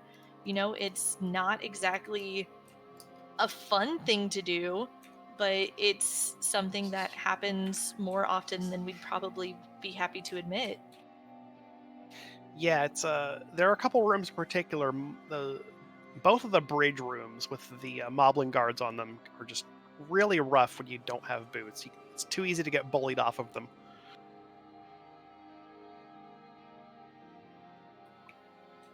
Yeah, absolutely. And it does look like Mocha is going to go ahead and skip that lava chest. DJ getting the bad news that Quake is the medallion to open up Turtle Rock. He is going to be on a bit of a hunt here as Mocha is making his way through and will get the opportunity to go straight to Ganon's Tower right after. Yeah, I really hope he doesn't take too long to locate this Quake, because there's a whole Ice Palace available. There's a few more Dark World checks I think he hasn't done. I just hope he goes a laser right for it. Just magically get that Quake medallion.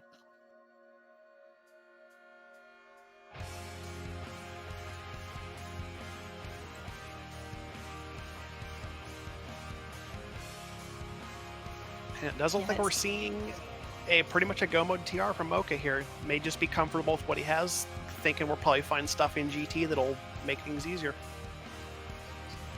Yeah, and I agree with him. I think it's you hope that in the 22 chests in there you'll find something, or even maybe here on Laser Bridge. The other thing to consider too is if he doesn't find anything here on Laser Bridge sword wise, you know, we're going to be looking more than likely at Hammer Trinecks.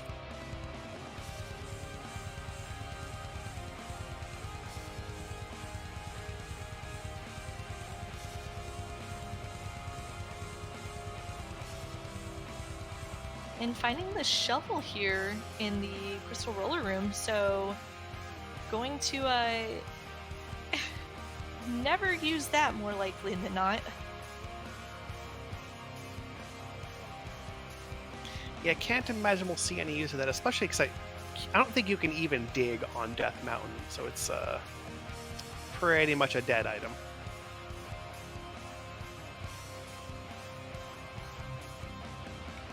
Yeah, absolutely. As we've got DJ over checking Spike Cave before leaving the mountain and continuing his hunt. You know, we know that he needs to go straight to Kakariko and go to Magic Bat. Unfortunately, it may take him a little bit to get there. Mocha got a little bit twisted up in the TR Dark Room, but found his way through. Oh, DJ's going to Village. This might be Magic Bat right off the bat. And even if it's not Magic Bat, he may be making the choice to go Smith Chain here, which in turn will get him to Magic Bat relatively quickly, and he'll be able to get straight back up here to Turtle Rock as soon as he grabs that Quake. Yeah, I wonder if we might. I was gonna say, okay, so in South, I was gonna say I wonder if we might see also a peek at Bumper Ledge to see that too, or maybe a run along the north to check out Grave Ledge too. But we might see the correct play here. Yeah. Well, and he may be opting not to do Bumper Ledge for the sole reason of, I don't have the cape, and we know that the cape's in Turtle Rock, so, it wouldn't be helpful at that point, unfortunately. Yeah, it would be knowledge that it's there, but yeah, it's knowledge at best. And it looks like Yeah, Mocha absolutely. did find a key on Laser Bridge, so we are good to go for Trinex here. Yeah, unfortunately, no more swords, so single magic Trinex. Really, Hammer's gotta be the way to go here when you don't have Tempered Sword. Yeah, he does have that blue potion, so we're probably okay on the magic front. As long as he's got a good rhythm for the Trinex fight, we should be okay here. And DJ is making the drop to Magic Bat. Good deal. Yeah, absolutely. We know this is the right play. He's going to see that, leave, and flute immediately, more than likely to 1, maybe 2 to pick up a potion.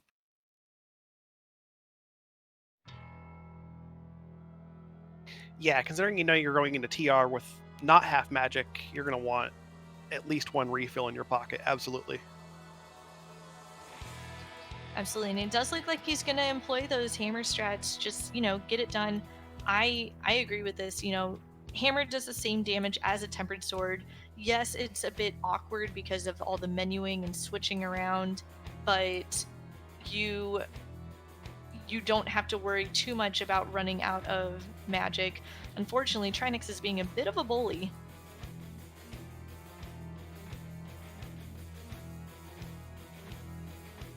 Yeah, this fight, Hammer is tough. If you can get a really good rhythm for it and get him before he starts moving around and the heads get kind of wild, it's not too bad. And it's basically the same rhythm as Tempered Sword because the menu is pause time anyway.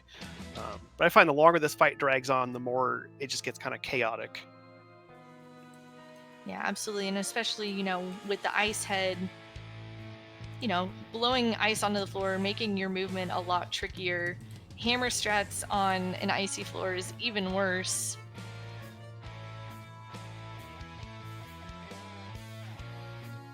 Yeah, in this situation, if someone wants to take care of the ice head first, like I say, go for it. I don't blame them one bit because you don't want to deal with that extra ice on the floor if you can help it. And yeah, he's out. He's gonna mirror out. Yeah, he's gonna have to get some magic here. It looks like I wonder if he's gonna be, I guess, fluting to refill his potion and then using the portal to get right back in. But man, that's unfortunate. That's gonna give DJ a lot of time here to catch up. Yeah, it's good. It's good awareness that you can leave the portal there and flute out, come back, go to the top, drop down to that, and that does save you the having to go through TR itself again. So keep that trick in your pocket if you ever find yourself in this situation.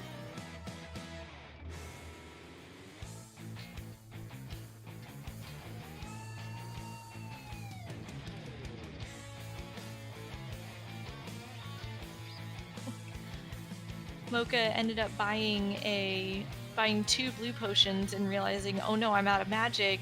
Ended up using the blue potion and then not have enough to buy a second blue potion, had to buy a green potion. It's a bummer, but it'll help magic wise.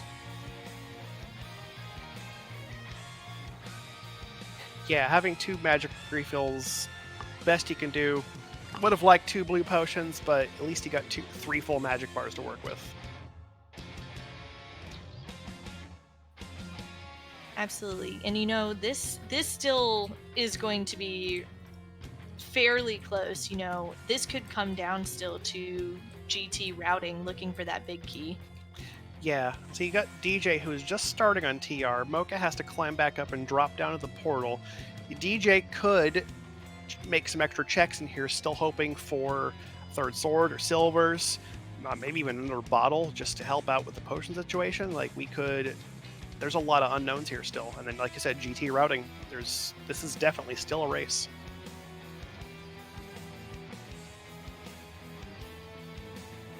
And choosing to mirror out, I wonder what he's planning here. Maybe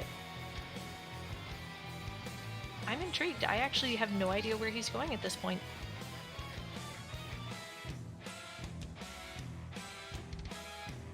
Yeah, I'm not sure. Is this a attempt to find a third sword for Trinex, maybe?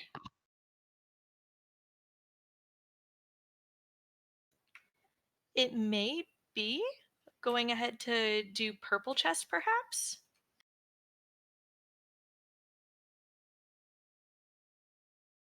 Or after finding the cape to go to Bumper Ledge?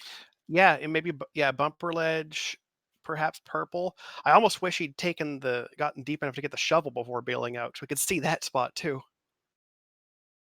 Grant us our fetch quest knowledge! We just want to know what they have for us. That's all.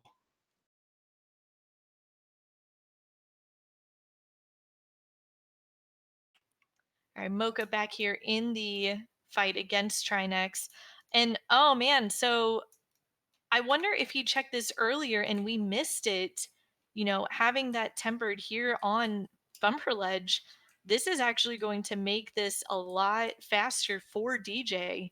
So, I think he did because chat, I glanced over. I didn't acknowledge it because I wasn't sure how to interpret what they were talking about. But they did say something about not being able to go get the third sword by leaving the mirror portal on the mountain. So I think at least Darkwing did know about this.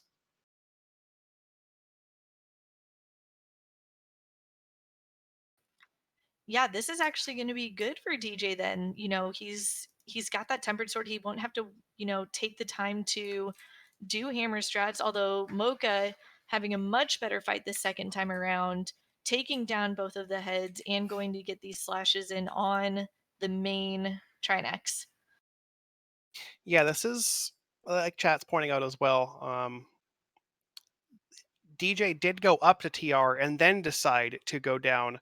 I mean, he's rightly decided to go down and get the sword because he found the cape. Like, I don't blame him for doing that because tempered sword could very well be a big advantage with Trinex, and you've got the GT gauntlet and Ganon himself. Like, there's a lot of potential time to gain there, especially if Mocha Jones is not as comfortable with only Master Sword and is in the rest of the game here.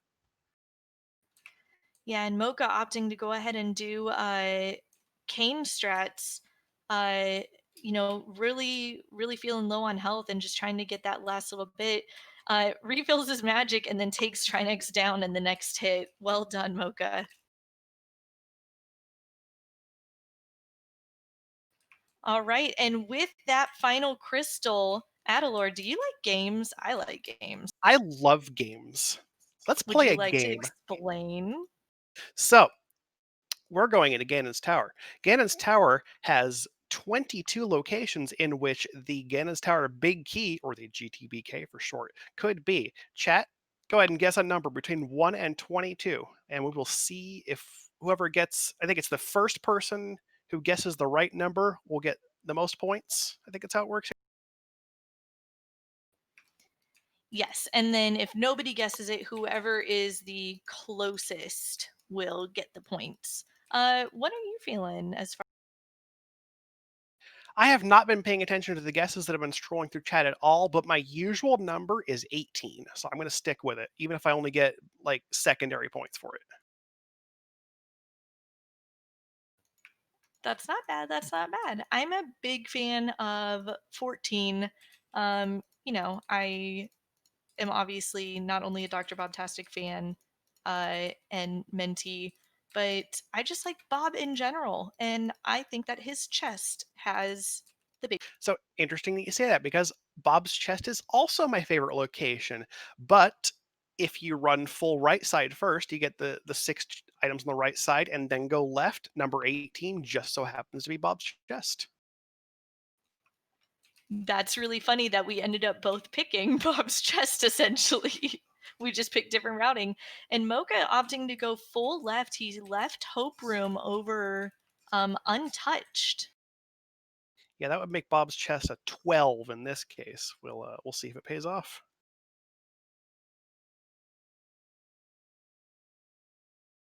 Nope, Let's see. definitely And not. if I'm correct, that is check number 4, because with Torch and those 3, I believe that is key number 4. Correct. Number 4 is our winner.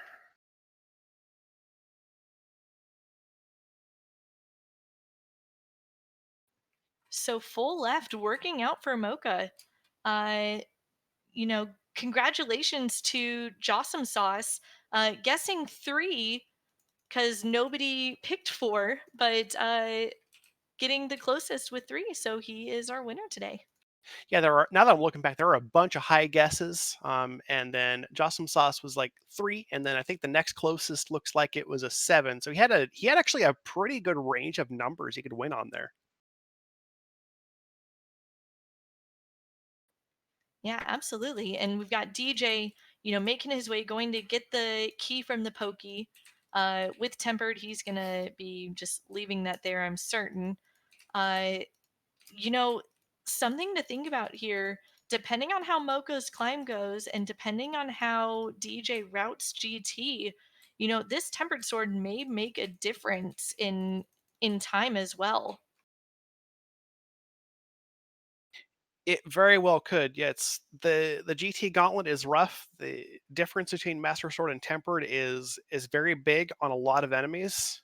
It it very well could be a big difference. As well as, does maybe DJ go right side and find a key in Hope Room and go to Compass Room and then maybe pick up silvers or something? Whereas Mocha just found the big key and said, "All right, that's it. Let's go up." No additional checks to even get. Yeah, absolutely. And if I'm Mocha right now, I'm not going to skip any of these chests up here. I'm going to be looking for silvers or a tempered something. I'm not going to skip any single one of these. Yeah, 100%. If I'm in this situation, I am checking everything on the way up because I would like to alleviate myself of the Master Sword Silverless Ganon, if at all possible. And I'm not 100% certain Mocha's comfort level with Master Sword Silverless. Um, it's definitely one to practice, but I'm not certain, even with practice, how comfy he may be with it.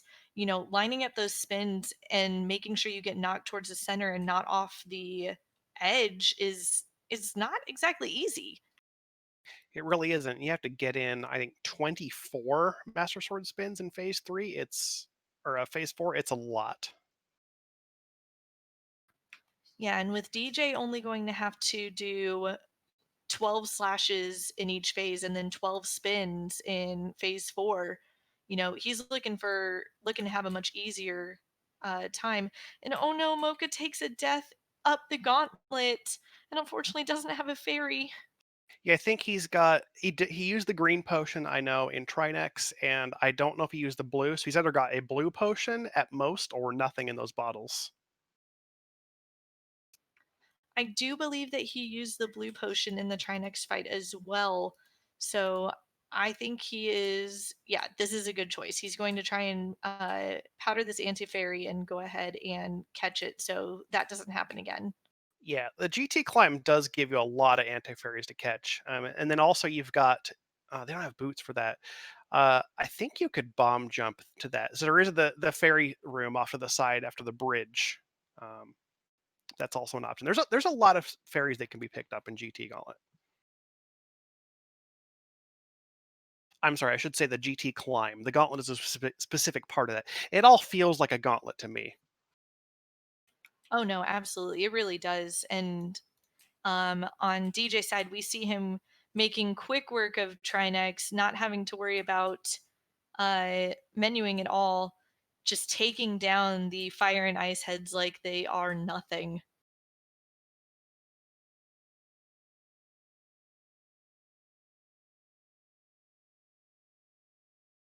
You got one of the quick hits in there for the quick kill. So ideally, what you like to do is you line up actually learned the timing for it, the trick for it, just very recently.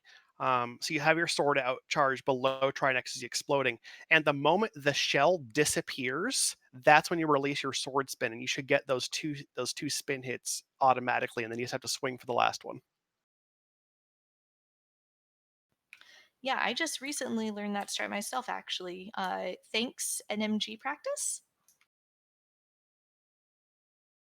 As much as I don't care for NMG myself, I do have to respect it for giving us a lot of good speed strats and just the level of skill that NMG runners in general show off because they are execution masters. You see a lot of that in the spoiler tournament too, and I've had a lot of fun with that one too. Yeah, absolutely. And, props for spoiler tournament because I feel like, spoiler tournament takes out a lot of the routing decisions as far as, I have this and this, so should I go here or should I go here? A lot of spoiler tournament I feel like comes down to execution. Oh yeah, every one of those races is just it's it's an execution nightmare, as I like to call it, because I know I wouldn't be able to pull it off, but I love watching it because it's there's always something impressive by every one of those races. And DJ looks like he's gonna do no key, we don't get to see full right. But he does find half magic. That's another nice item to have for the rest of the game here. Yeah, as far as for Mocha, he entered GT first. He has, a bit of a lead with the climb here, but DJ is finding these items that are going to really, really help him throughout the rest of this game. Half magic is going to significantly help him feel more comfortable during uh the phase 4 fight, as well as just through the gauntlet. He'll be able to employ fire rod strats a bit more. Yeah, there's this interesting late game comeback momentum that DJ has been building by getting the tempered sword and the half magic is just it's all adding up to where that we could see a very very late lead change here. Chat, I hope you are ready for a rematch because that is what this is telling me is going to be close to happening. We are gunning for that. What is it, a 5 or 15-second difference for this tournament? It is still 2-second difference, but Oh no, 2 seconds. That's right. it has already happened once in the tournament, and if there's anybody who would try their best to give us a tie, it's Mocha and DJ. Like I said, I wouldn't complain. Getting to watch these two go at it again would be a real treat.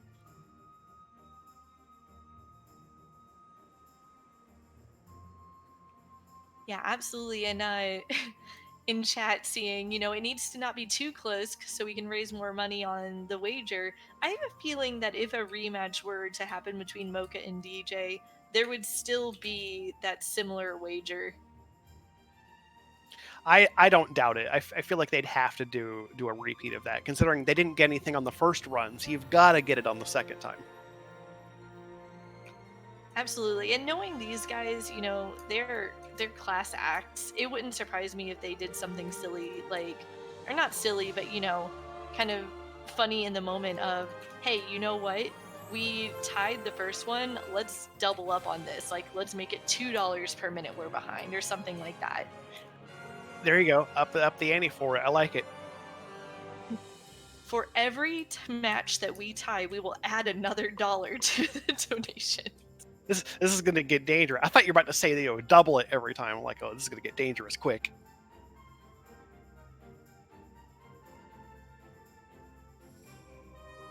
So yeah, on the climb here, actually, we see DJ making really good use of the fire rod. Having half magic, you can be much more liberal with using the fire rod. It one-shots pretty much everything. The Stalfos and the Zazax, it's super convenient.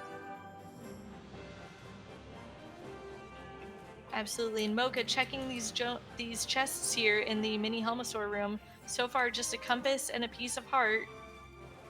Nice refill off that piece of heart, though. Very timely.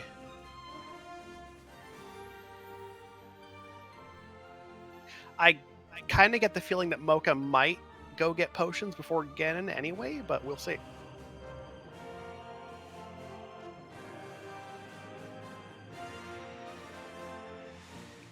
Yeah, I don't think it's a bad idea at all to make that play. Still only finding 3 bombs, so our last hope is Moldorm's chest.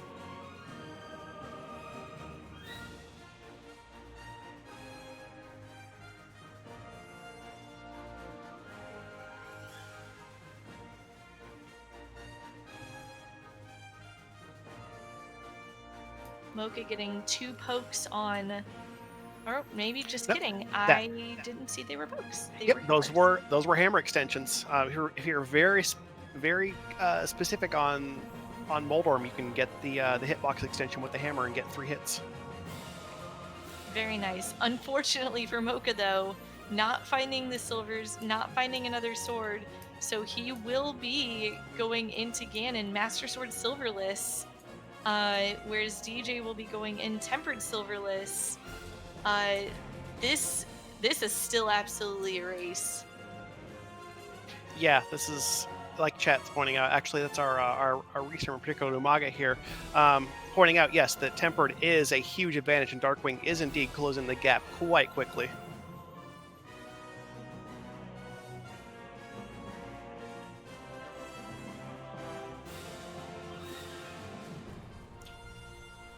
On Mocha's side, we see some good spins against Aga, trying to play some geometry with the wizard.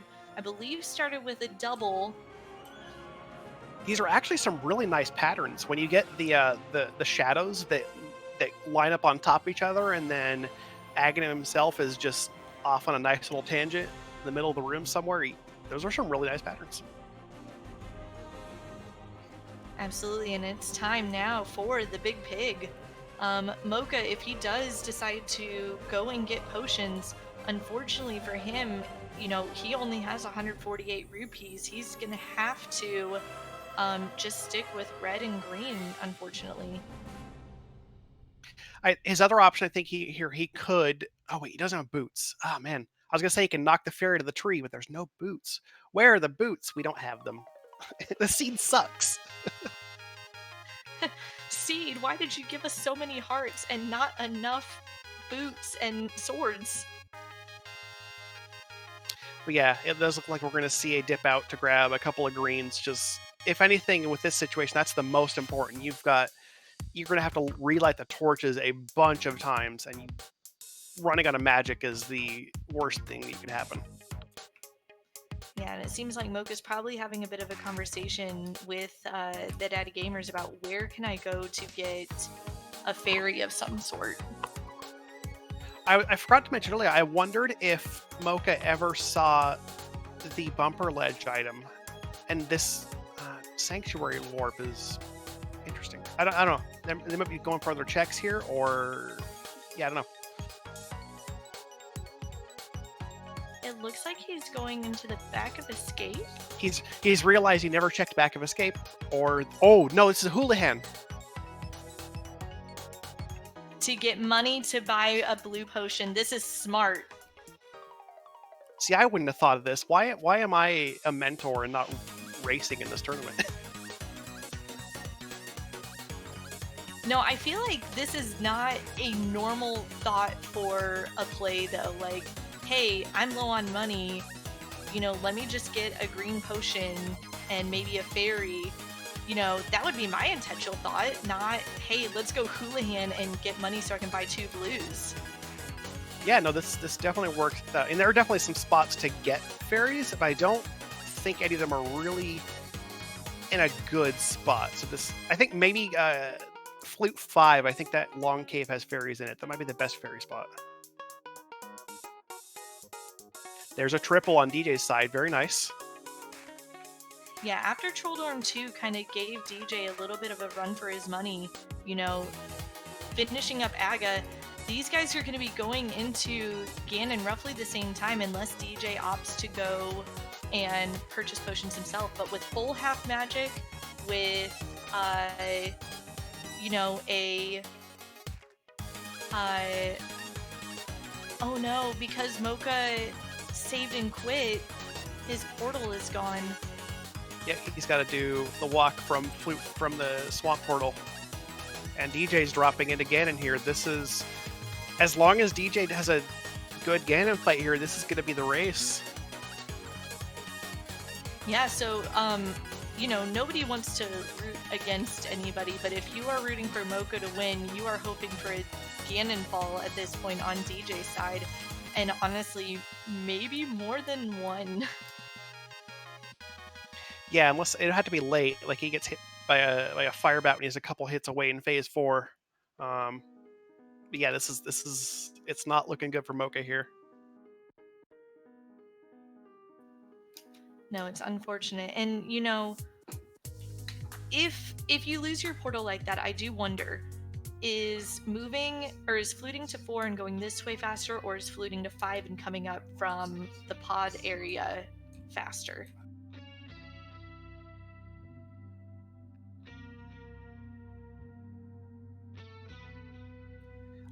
I think I was gonna say because if you have boots, then the hammer dash must be faster. But if you have boots, then also running from 5 is pretty quick too. Off the top of my head, I feel like I would still pick 4 out of pure instinct, but I don't know for sure that that's faster.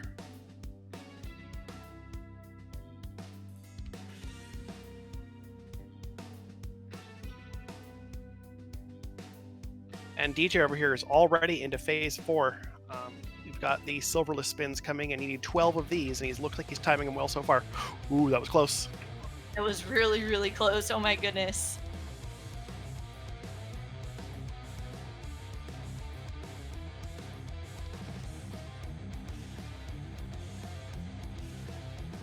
I already lost count, so I'm not. It'll be completely suspenseful on whether he actually gets it. Oh yeah, absolutely. I'm in the same boat because I'm also trying to watch Mocha's Master Sword spins at the same time, and this is a Ganon fight, y'all.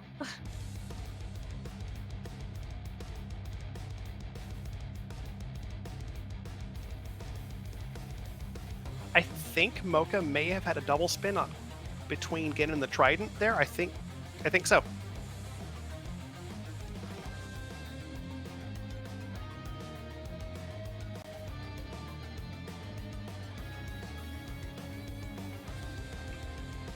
Yeah, this is definitely, it feels like a nail biter at this point.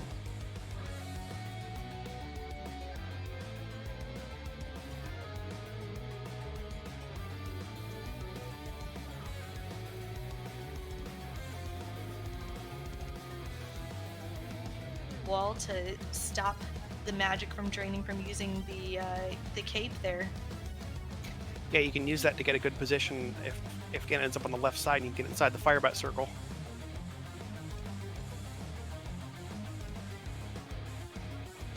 I think DJ has to be just a couple of spins away by now. That's it. That's the pig down for DJ is going to be our winner. He is, and as soon as he walks through this door, he will have finished. And GG to DJ. What a comeback. DJ finishes in first place with a race time GG time of 2 hours, 7 minutes, and 29 seconds. GG to him. What a tough seed this was in some crazy early game routing and some late game execution that could have been required. Good thing he had the knowledge of the bumper ledge and was able.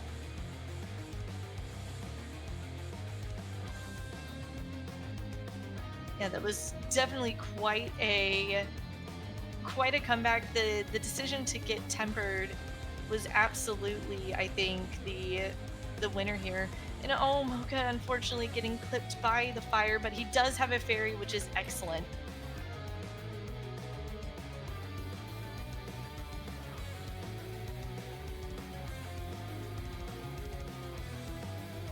Let's see, and as we're doing the Ganon fight, as we finish this up, we'll go ahead and bring DJ and Kaesden, his mentor, in just a minute. We don't want to interrupt Mocha's fight.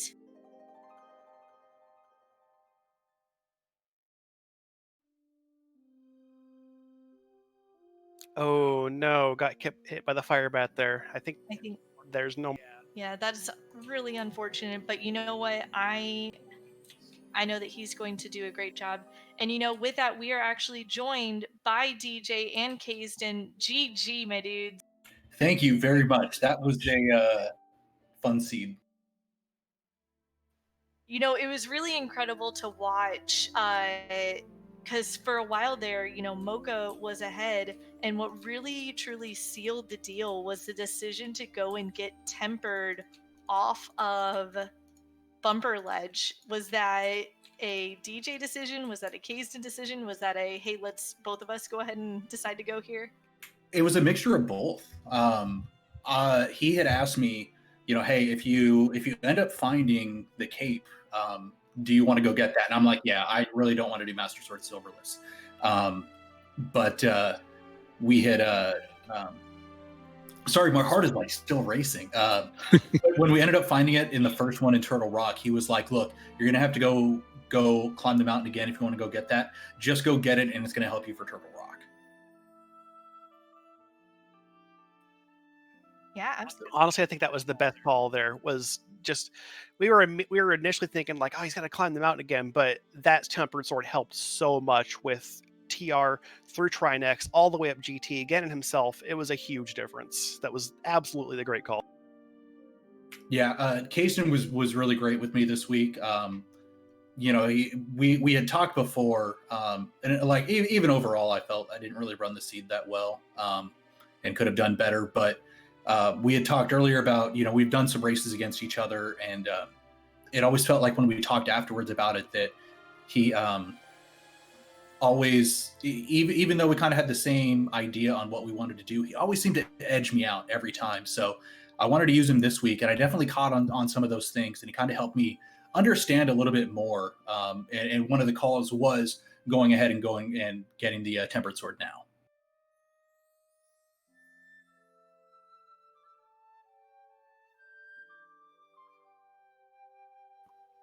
It was absolutely, I think, like I said, the call that really made a huge difference here. As Adilor mentioned, it helped you through the rest of Turtle Rock. It helped you through the GT climb. Talk me through what was going through your mind when you first climbed up the mountain and saw that Quake was required to open Turtle Rock, having had Bombos and Ether. We were kind of trying to figure out, okay, what's the play? The two options that we had were Ice Palace or Smith Chain. And to be honest, we were Desert. Or Desert. But to be honest, we were about to go to Ice, and then he says, wait, we got Powder a while back. Why don't we go check that? That also was a fantastic idea because you came in, like I said, we were really hoping that you would just laser in on Magic Bat and do that check super early, because there were a bunch of other options for finding that Quake. So that was just, we were so glad to see that. Me too. Yeah, we almost stayed away from it just because the way we did Hype Cave into the dig game at the beginning and then went into Newstown early, it kind of orphans the whole Smith chain, and it felt bad going back. But after getting the mushroom, we just kind of decided, you know what, it adds that one more item, which kind of weighs it the same as going into a pendant dungeon. So that's kind of what made the choice for us. Yeah, and so actually both of you did that. Mocha, on Mocha's side, they did that same play too, right into the Flute 4 portal, and then Hype Cave first over to Dig Game. So that was same on both sides. Yeah, like to be honest, throughout like most of the seed, I felt so far behind. Like that early game, especially because I screwed up. I couldn't get the Harapot, which is funny because if you check out my stream like just before the race started, like that's all I was doing was practicing Harapot, and I was getting it really consistent. Couldn't get it that time, but then he wanted me to go check Spiral Cave, but I misunderstood something that he said, and I hopped down to go check out what was inside Spectacle Rock, which made me have to climb back up later to go ahead and get that first bow. And since that point, I felt kind of behind. I felt kind of tilted, and I'm glad it ended up working out. it ended up being really funny to watch on this end because it seems really clear, you know, that the two of you guys are friends because a lot of your routing ended up being very similar to one another. Yeah, you know, I'm the one that got him. It's funny because I'm the one that got him into playing Rando, and he's the one that got me to sign up for this tournament. So me and him have talked a lot about the game.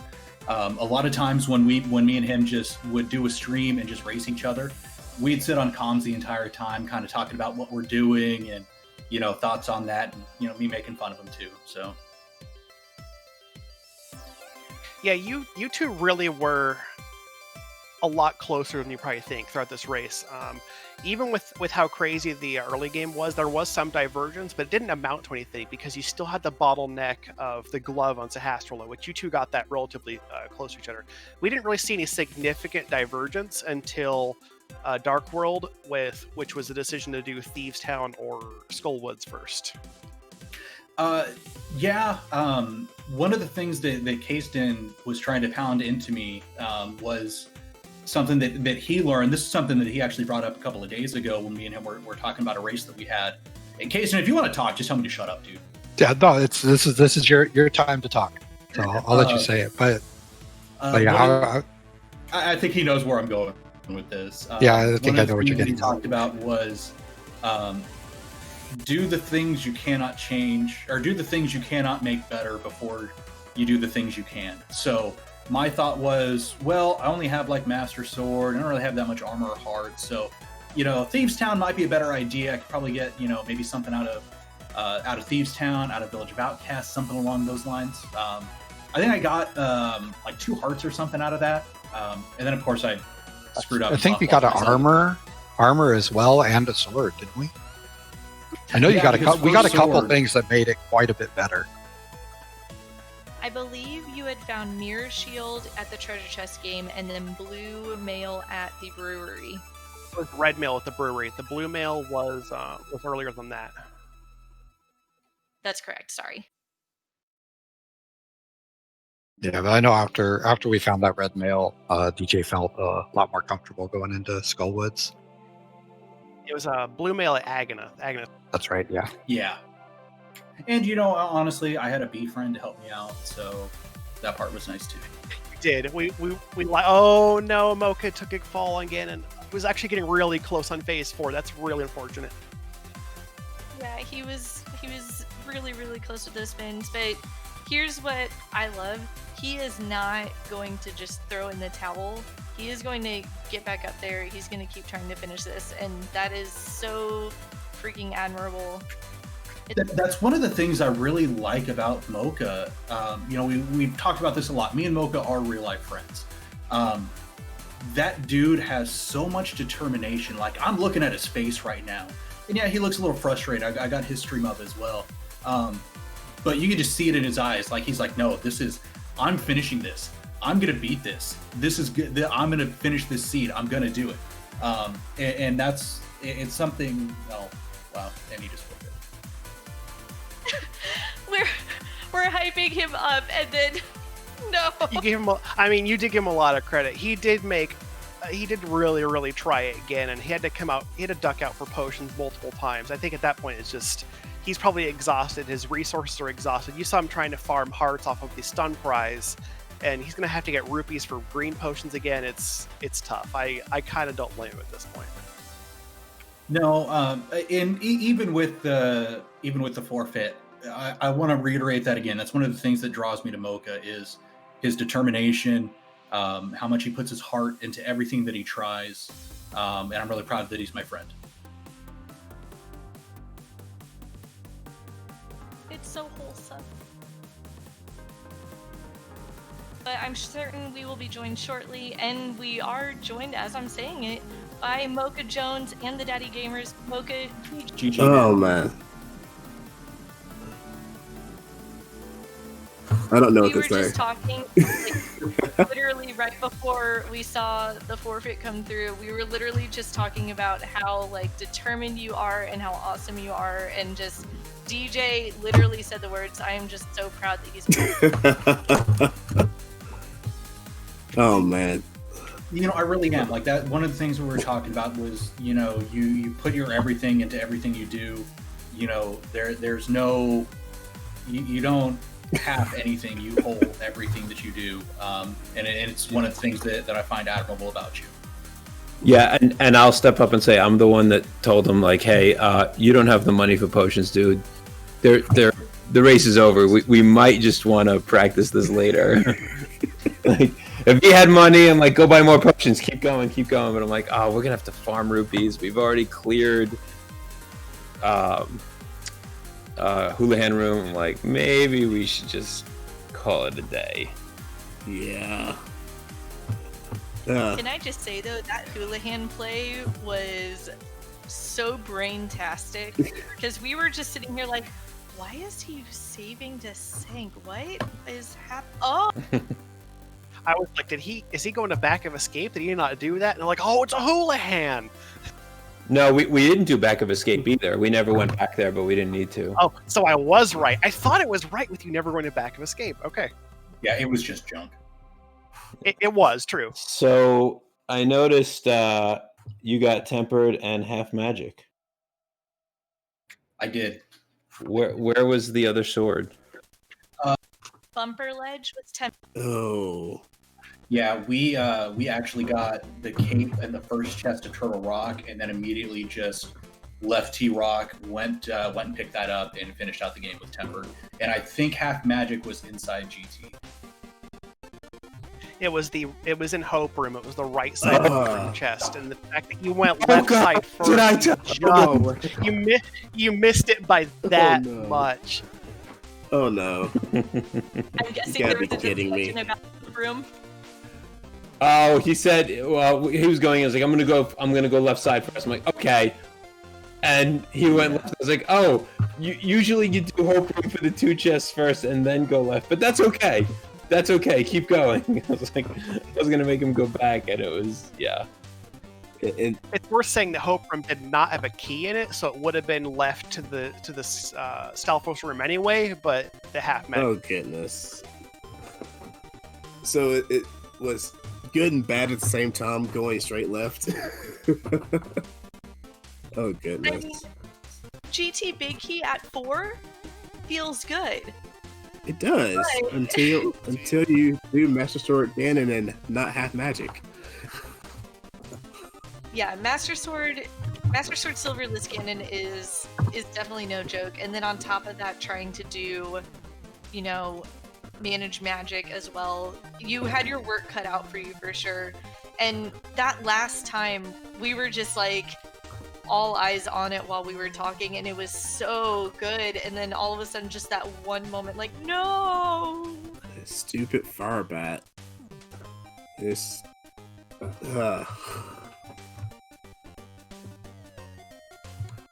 Oh goodness, that was a fun race. It was something I thought that was really cool that they brought up a little bit earlier. Was how they could tell that me and you really did know each other really well, because there wasn't that much divergence between what we were doing. Yeah, I would highly recommend, if for no other reason than just, watching a VOD to see what you did, to see what you could get good at, because I always recommend doing that. But I would just go back and watch just to see how funny that is. Yeah, I was. Did you find boots? Just curious. No, I didn't.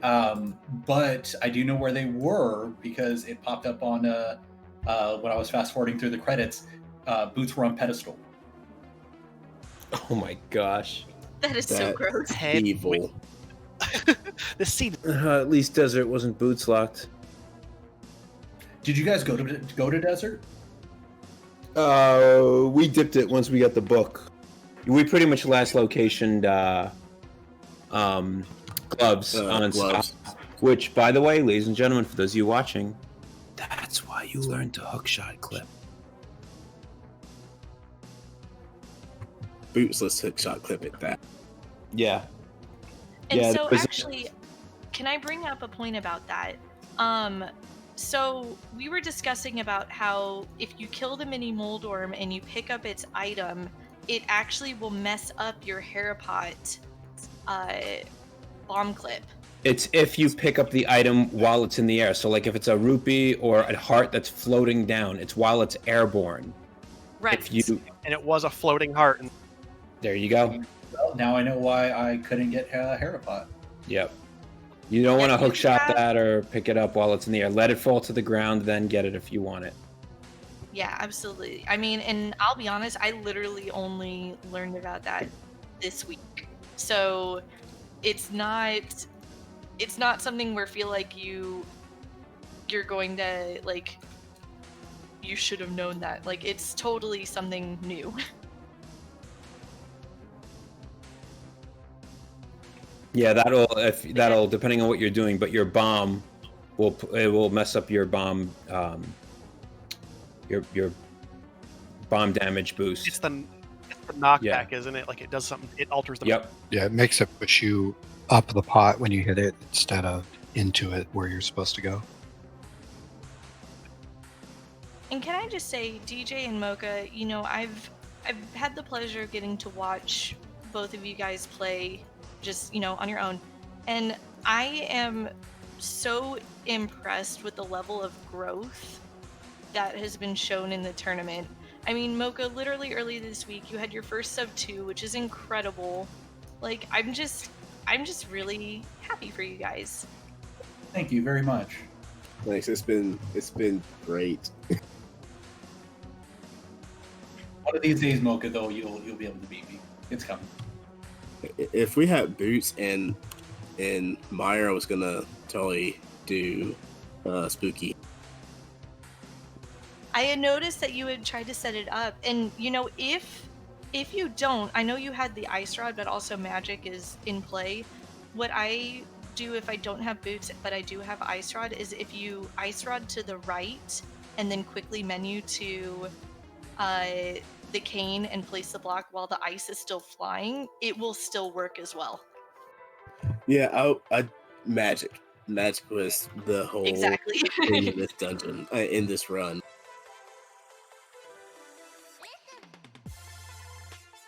Well, guys, I think that was, like I said, an incredible race. Is there anything else that you guys would like to say to everybody? Big shout out to the Go Mode podcast for putting this on. It's been so much fun learning and just being able to, like, we've met so many awesome racers and mentors. A big shout out as well to all the mentors, because without you guys, I'd still be more trash than I am right now. Yeah, and this is fun. I quite enjoyed this, and enjoyed bringing Darkwing in here as well. Yeah, that was one thing I mentioned earlier, was I'm the one that got you to start playing Rando, but you're the one that got me into this tournament. Yeah, and if you guys... Oh, I'm sorry, go ahead, Mocha. Go ahead. Go on. Nope, all you. I was gonna say, we had some good times. We actually got to call a race. That was fun. Absolutely, we're gonna do that again. Definitely. And we're just gonna keep going through this, keep learning, keep talking to awesome people and memeing with each other and all that good stuff. So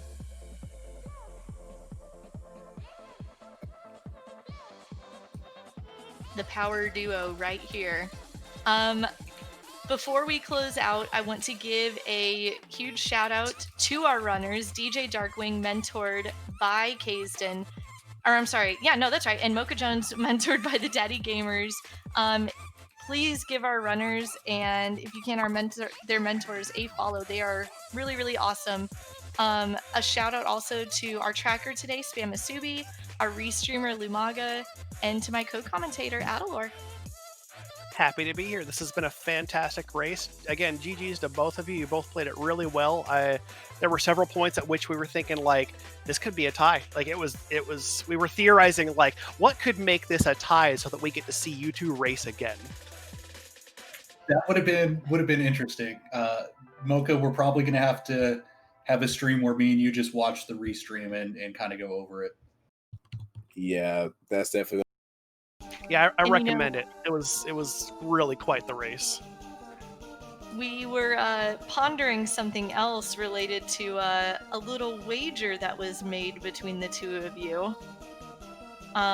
If a rematch happened, you know, what would become of the wager that was set between? I think it would have just transferred to the next race. If you want to hear about that, come on over to my stream after this is over.